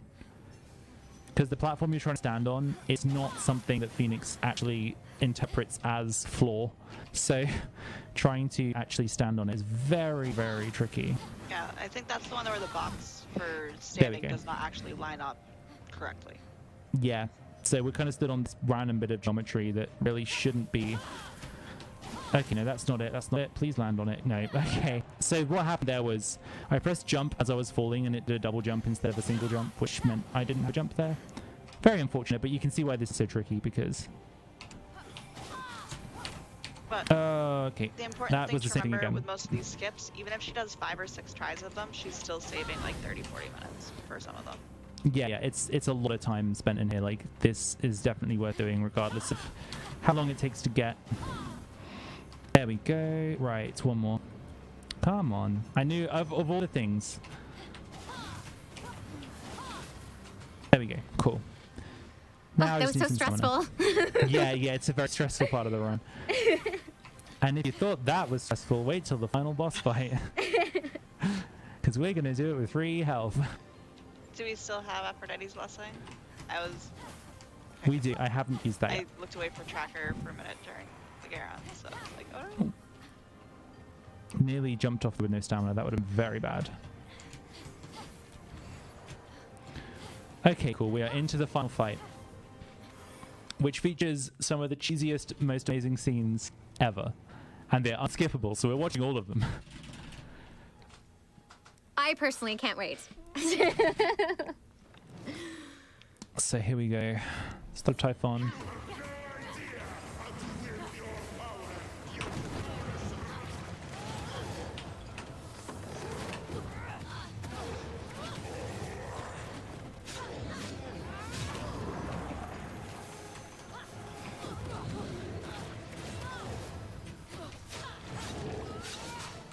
Okay, take some hits, whatever. Okay, cool. So the thing with this is there's like various different phases. In between each phase, one of the gods is going to show up and deal some damage to him for us. So here's Hermes. Special delivery. Just use your Gotta love him. It's just so cheesy. Also known The as lines are so Flash. like, cheesy, I love it. Return to sender gets me every time. They're all working together. They are like a family. Yeah. So right now I'm just trying to get up in Typhon's grill, basically. All right, Hephaestus with the obvious pun. I mean, really. Really, her best hearts. I think this one might be like the most brutal of all of them. So many dad jokes in this game. But like out of all the attacks that they have, I'm pretty sure Hephaestus is like the absolute most like brutal. Like everyone else, it's like, okay, yeah, that's normal fighting stuff. His is just like, oh goodness. Yeah. Okay, so I need to start being very careful. These orbs and like the stuff that spawns on the floor is very, very dangerous. I'm just gonna burn a couple of potions there. Oh wow, I was right before a phase. I didn't see that. Oh well. Aphrodite, my favorite. There she is. This is the least brutal one. It's the least brutal, but it's the most campy, and that's why I like it. May the power of love make you mad. I mean, just look.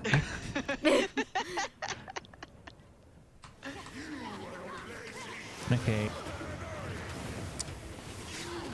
Okay.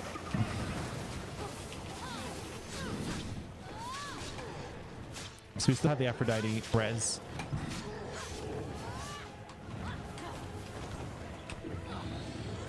Running low on health potions though, but it's fine. It's okay because we had some. I could probably be using hammer more, but honestly I'm playing somewhat safe right now. Trying to avoid dying in the marathon run in this fight. Okay. So now this phase is basically we've got a bunch of these little guys to kill. Oh, get out of that. Those like platforms that like the actual like sections that the tentacles spawn in are very high damage. You do not want to stand in those. I've literally lost runs where I've been one shot by those, so I'm playing very carefully. Oh, come on. Actually, I think I can just do... If he does that, I can do this. No, it's too high. Oh well. Usually I would stand in position where that guy spawns, but there was a tentacle there. So instead, I will just try doing this. So Elana, to help There we go. Ailis here, I do have a question of what quality of cutlery and kitchenware do you enjoy? That's a pretty good one. That I have, No. or that I... The line, say the line.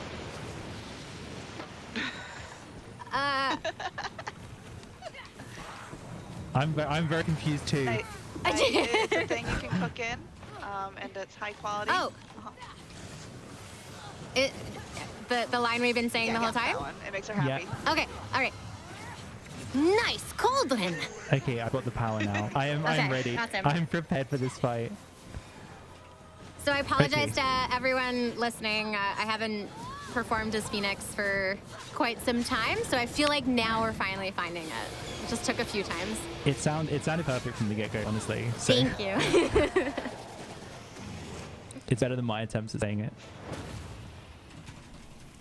I have reached my decision. Athena's probably like the least, the least like crazy. It's like the most legit out of all of them for sure. Yeah. I just love how annoyed she is with everybody. I mean, she's not wrong either. They're all... No, she's not wrong. Yeah. Okay, keep dealing damage. I'm just gonna do this. You see, I'm doing air attacks, by the way. Even if I'm right off the ground, they're just more powerful than ground attacks for me right now because of my weapon set. But it also has the add bonus of you can get out of these AoEs by using Ares Wrath to get in the air, and then...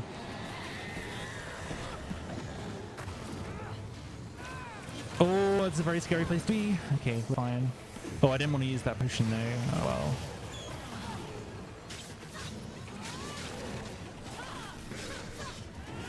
This fight is very, very scary.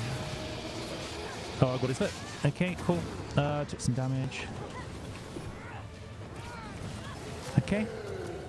That should be Ares. So 2 more gods to get involved now. Feel my unadulterated rage! This one's very extra. I love it.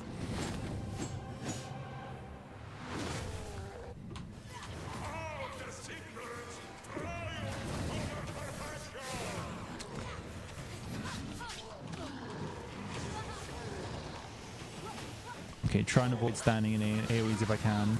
I'm playing very safe. I would probably be doing some riskier stuff if I was on like a PB pace run, but like right now I just want to make sure he's dead. Okay, and the last one is going to be Zeus.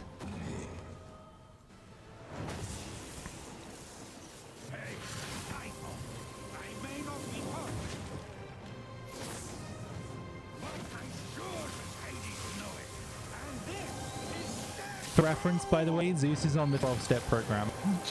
That's what he's referencing there.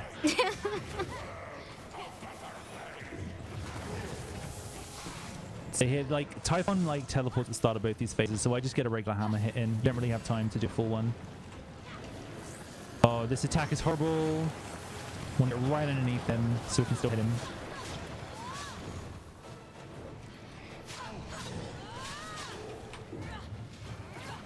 And time's going to be when the health bar goes, so I'll tell you when it's time. And... oh, nearly time. Great. Oh, there we go. That was Immortals Fenyx Rising. I will skip the cutscenes so that you don't have to get spoiled if you've not seen it. But yeah, thank you all, everyone, for watching. Can I find out what my time was? Yes, it was 2:42:55. Oh, that wasn't too bad. That was still under like my estimate, right? Yep. It was still underneath your Like, what, second shortened estimate as well. Oh, wow. Cool, we got there. But with how everything went, you know, I'm pretty happy with that. That was a pretty solid run. So yeah, thank you everyone for watching. It's been really great to show this game off. Like, I've had a lot of fun running this game. Shout out to the community for this game, like, super helpful. And yeah, wouldn't be running it if it wasn't for the guys having like rooted everything up until this point. Shout out to Elana for joining us. It's been so great having you. Thank you so much for having me, and that was a great run, and it was so lovely to watch you play. And yeah, shout out to everyone in the chat and everyone who's been like supporting and donating and like supporting this event. It's been incredible. If you're sick of me, then sorry, I'm back on Wednesday, so deal with it. And yeah, that's all I got. Thanks so much. And thanks Muffins as well, of course, for like running the event and being here on commentary, finding all these mushrooms for me, reminding me of things after I should have done them. It's okay. It's been amazing. I will send you all the mushroom recipes that I did not, in fact, you know, say throughout the run because the commentary was there anyway. Oh, I forgot about the mushroom recipes. Right, I need to bring it back another event. We need to get the mushroom recipes in. Okay. Hopefully there'll be as much crunch as in Fenyx. Who recorded Mushroom Crunch? This is a great mystery. Well, we'll have to find out. But yeah, yeah, thank you so much.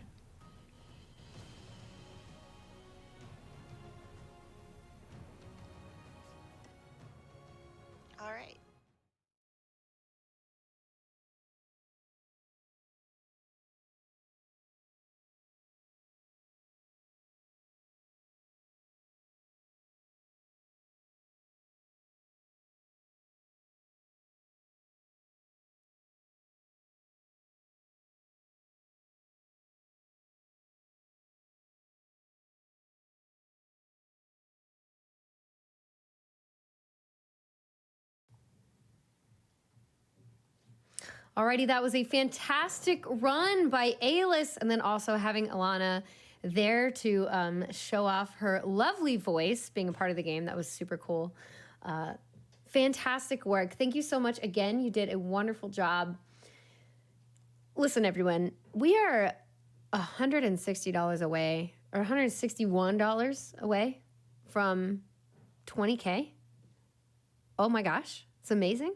Amazing. So you all are doing so great so far. Thank you so much for your donations. And please continue to get those in so that we can hit some new goals and get toward that first bonus game of the evening. We are going to be taking a quick stretch break after that first run, which was amazing. So I will be back very shortly before I sign off for the day. Everyone get up, hydrate, stretch, drink your water. We'll be back.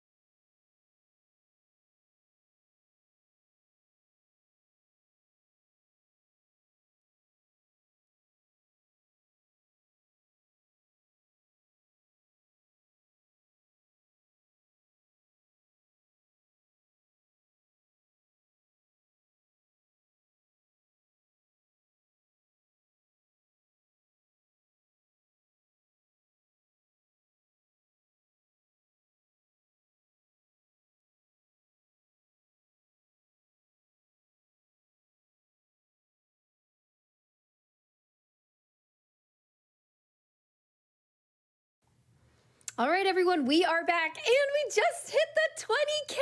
Thank you all so much for your donations so far during this event. We have already hit $20,000. That's amazing. All going toward Malala Fund. Please feel free to look up more information at malala.org.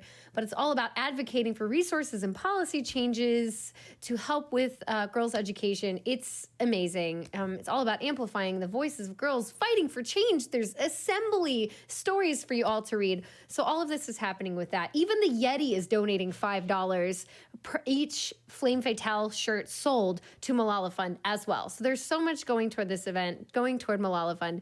It's fantastic. Thank you all for your donations.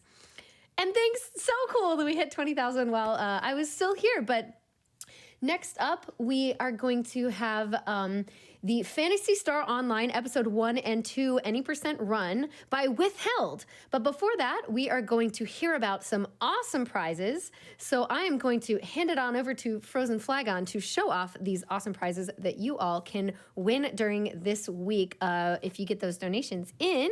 And I will see you all tomorrow. Thanks so much for having me today.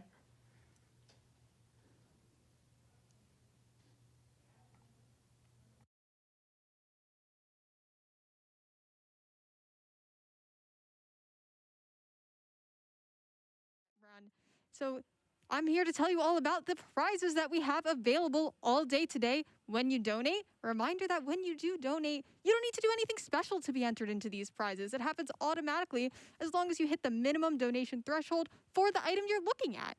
So let's get started with some of these. So first, we have Immortals Fenyx Rising game codes given to us by Ubisoft. For a minimum donation of $5, you could be able to play the game we just saw on stream and even maybe speedrun it if you're interested in that. We also have from Ihuatsun 2 adorable Untitled Goose Game acrylic charms. I'm obviously a big fan of these because they have little matching bows just like me. And one of them has a flower, one of them has a knife. You choose. Are you a nice goose or a naughty goose? You know, maybe you could give one of these to your best friend or something. So this is a $10 minimum donation for the set of 2 acrylic charms. And another adorable character we have here, a painting, GDQ Pride painting of Velocity. We got some glitter up in here, the GDQ letters. This was donated and made by Puzzle P. Her artwork is just always so beautiful, and I love the colors on this. So this is for a $15 minimum donation. You can be entered in to win this beautiful acrylic art. And we also have a little scarf. We got some wonderful fashion item. It is a Games Done... Oh, that's upside down, I think. But it is a Games Done Quick scarf. Has a controller, has the GDQ logo on it, controller on the other side. It's super warm, especially if you're cold in the studio like I am. This was given to us by Fangamer, and it is a $20 minimum donation, and this scarf could be yours. Lastly, we have a statue of Ori from Ori and the Blind Forest and little tree for her to perch on. Let me try and get her all set up here. Absolutely beautiful. This was given to us by Storyteller Cosplay and Cute Monster Props. For a minimum donation of $25, you can have this gorgeous Ori statue, you know, for your room, right next to you when you're streaming Ori, playing other video games. I absolutely love this statue, and the detailing on this is absolutely incredible. And don't forget that every single donation you make is adding towards the cumulative grand prize. If you donate $100 over the course of the entire marathon, you can be entered in to win a PlayStation 5. I remembered what I was gonna say. Oh, hey, sorry. Were you doing a thing here? No, I'm good. What's going on? Oh, How you doing? It's too late. It's good though. You said PS5, right? I did. I was looking for that. Where did it go? Yeah, I keep it back here where I keep all the cool prizes. Oh, great. Okay, I kind of live behind the couch. It's just really comfortable. I thought I just left it somewhere. So I'm really glad you found that. Don't worry about it. Yeah, PlayStation 5, $100 cumulative donation throughout the event. Please make sure to get those donations in. They're going towards a great cause, and you can win some absolutely amazing prizes by donating. Oh, This thing is so good. This is the real PS5, by the way. This isn't like an empty box or something we're using as a prop. It's quite heavy. It's a bit heavy. I'll let Sent put that down. And also, when you donate for these prizes, you can also put them towards incentives, such as the Eichenfeld Super Boss that we'll see at the end of that run, the All-Cat Super Boss, or the Cadence of Hyrule Glitch exhibition. Both of those sound like awesome things that you can donate towards and win some of the prizes that I showed you today. Definitely amazing. Make sure to get those donations in. And remember, as always, if you have any questions, you can head over to gamesdonequick.com. Check out the tracker. It's got all the information you need. It's going to tell you about all the amazing speed runs that we've got coming up later today. Frozen, I know I'm going to stay here all day and make sure I get to watch them. I'm not going to miss a single one. You're not. You can just sit right here behind the couch. That sounds like a great On the couch, behind the couch, whatever's more comfortable for you, you know? Exactly. There's so many great incentives that you can put those donations towards. And of course, there are so many amazing prizes that you can win by donating to Malala Fund to this amazing cause. Frozen, thank you so much for taking care of the prizes. I'm going to go hide back behind the couch, but I hope you all stay on yours as we get ready for Phantasy Star Online with Withheld. Yes.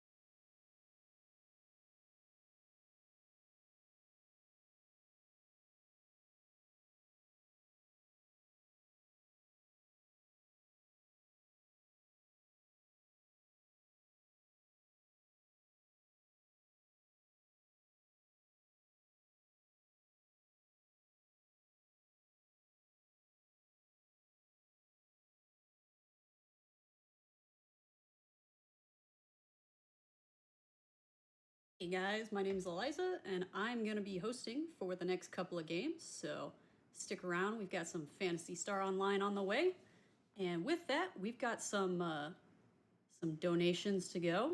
We've got $101.11 from Goldum. PSO is a game that has left its mark on the hearts of fans like no other. While it may look dated today, it was truly groundbreaking at its time in ways that are hard to convey to a modern audience. To this day, the first 4 notes of the forest music never fail to give me chills. Also, shout out to the planet with the screaming god inside.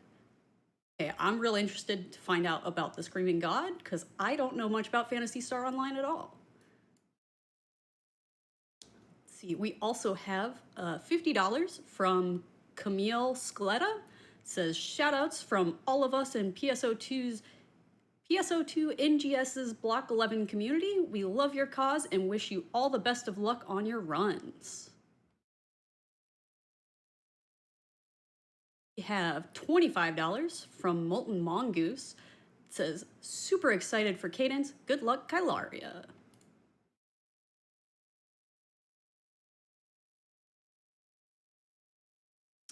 And we have $10 from 1 Gigawaffle. First time caught GDQ live. I'll pray to RNGesus for you all.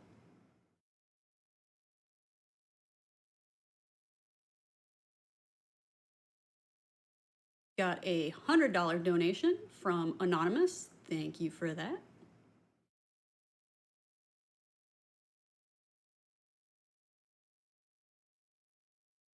We've got a $5 donation from Emma. So much love to my favorite game in the world and best community ever. Also, trans rights.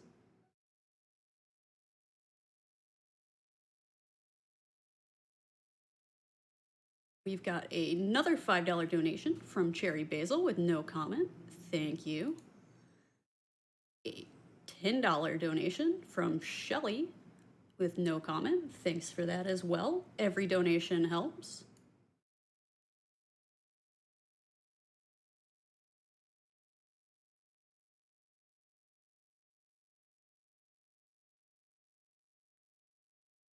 Don't forget, all of your donations are going to Malala Fund, which is a fund working for a world where all girls can learn and lead. Malala Fund advocates for resources and policy changes needed to give all girls a secondary education, invests in local education leaders, and amplifies the voices of girls fighting for change. Learn more at malala.org, MALALA.org.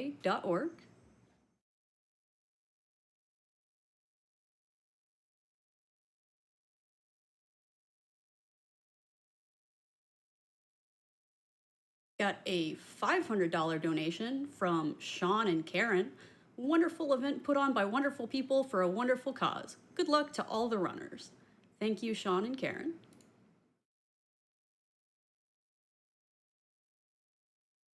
We've got a $100 donation from Anonymous with no comment. Thank you.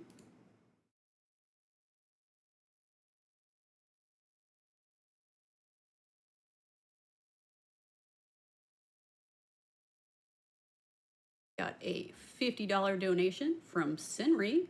This marathon has been great so far. Here's to the rest of it going just as well.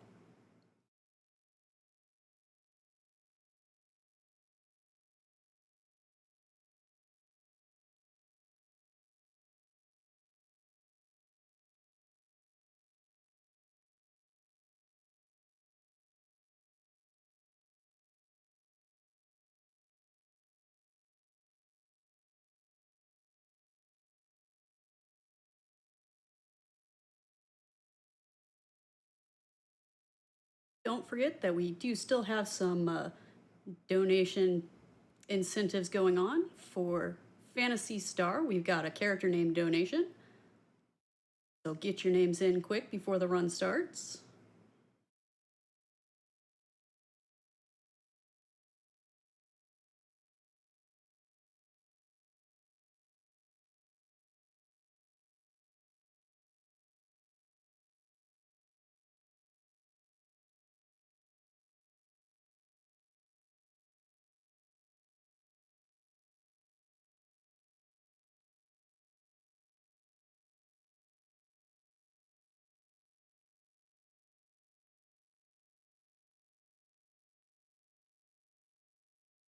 Got another $50 donation from Camille Scletta that says, shoutouts from all of us in PSO2NG's B11 community.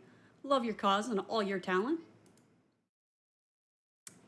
Got a $100 from Big Daddy Cool. Shout out to the Ship2 B11 gang for the name suggestion and absolutely luring me into donating for this.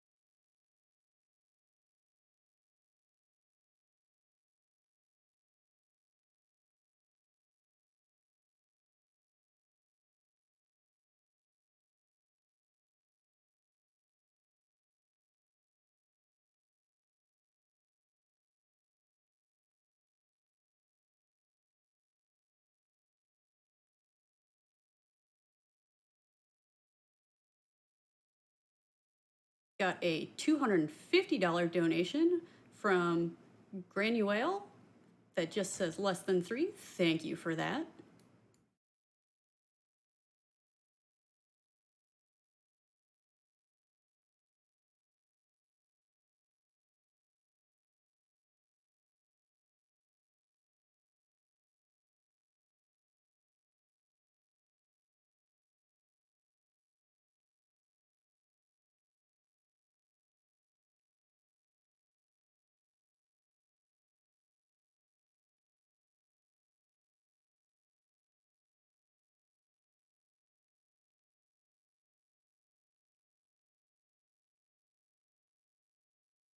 Got a $50 donation from Kazra that says trans rights.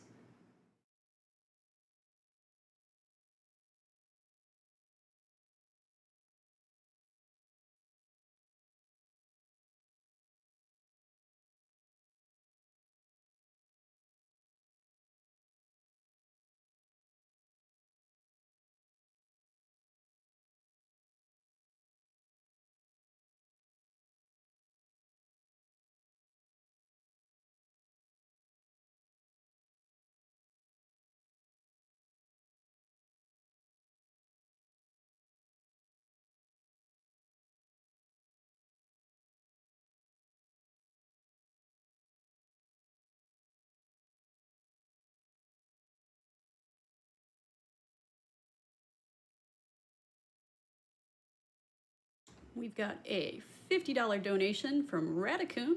Hi, Withheld. You welcomed me to the PSO community earlier this year, and it's been a blast getting to know you all. Good luck on the run, and have fun. Thanks, Radicoon.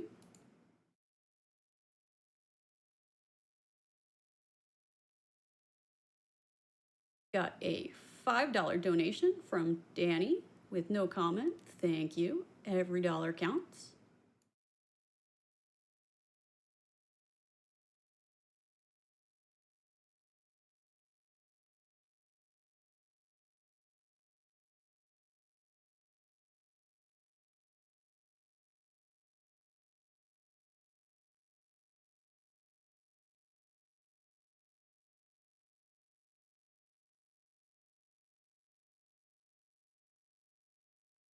We have a $10 donation from Anonymity. Let's get that Cadence of Hyrule glitch exhibition. Real glad that that bid war incentive has opened up. Can't wait to see that. Definitely get that glitch exhibition.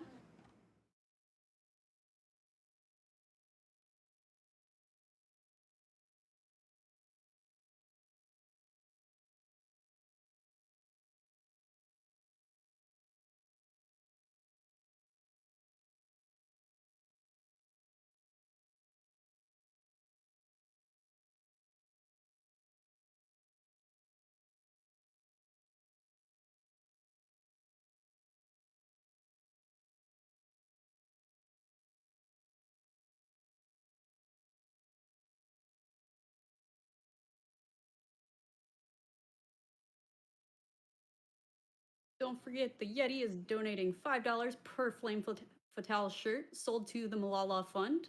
They've been official merch supporters of Games Done Quick events since 2011. Don't forget, the Yeti is donating $5 per Flame Fatale shirt sold to the Malala Fund.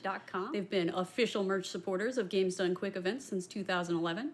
You can find those shirts at theyeti.com, THEYETEE.com.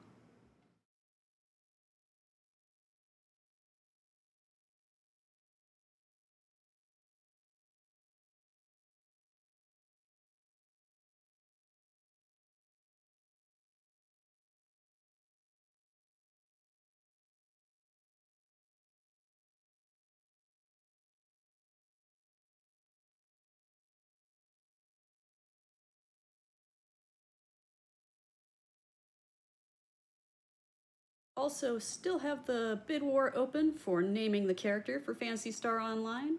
Right now we've got Big Daddy Cool in first place with $115 and Mome in second place with $101.11. So real quick, could easily change. We also have Bidoof at $25 and Red Ring Rico at $25. So if you want your name picked, make sure to get your bid in for that.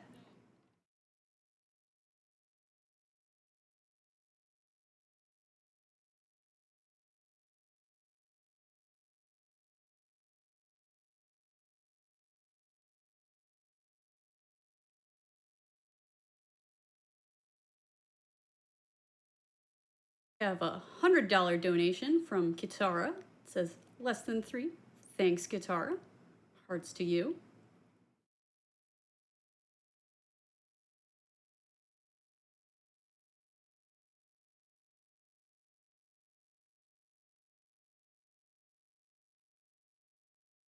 We have $5 from Black Mage 12. Shoutouts to the B11 community from PSO2 NGS. Forgotten Heroes represent.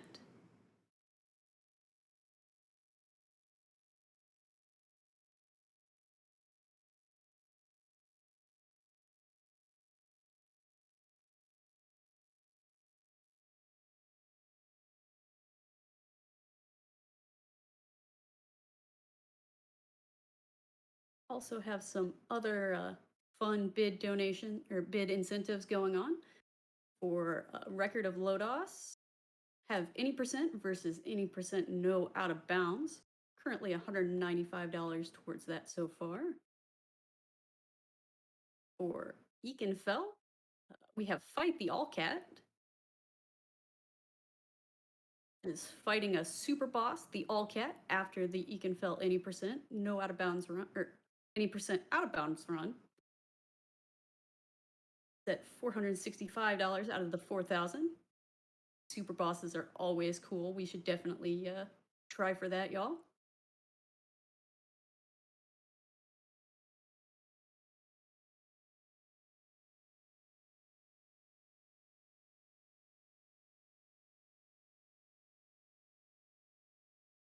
Have $50 from Anonymously Known. Only played Phantasy Star Online 2. Interested to see how the first game worked.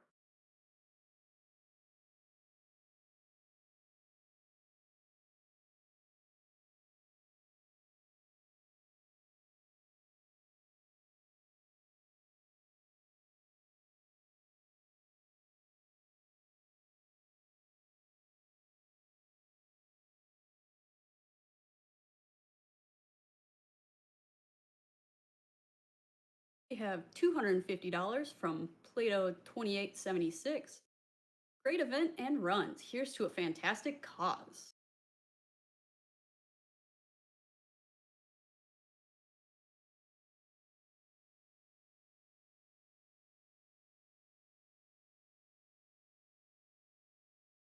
All right, it looks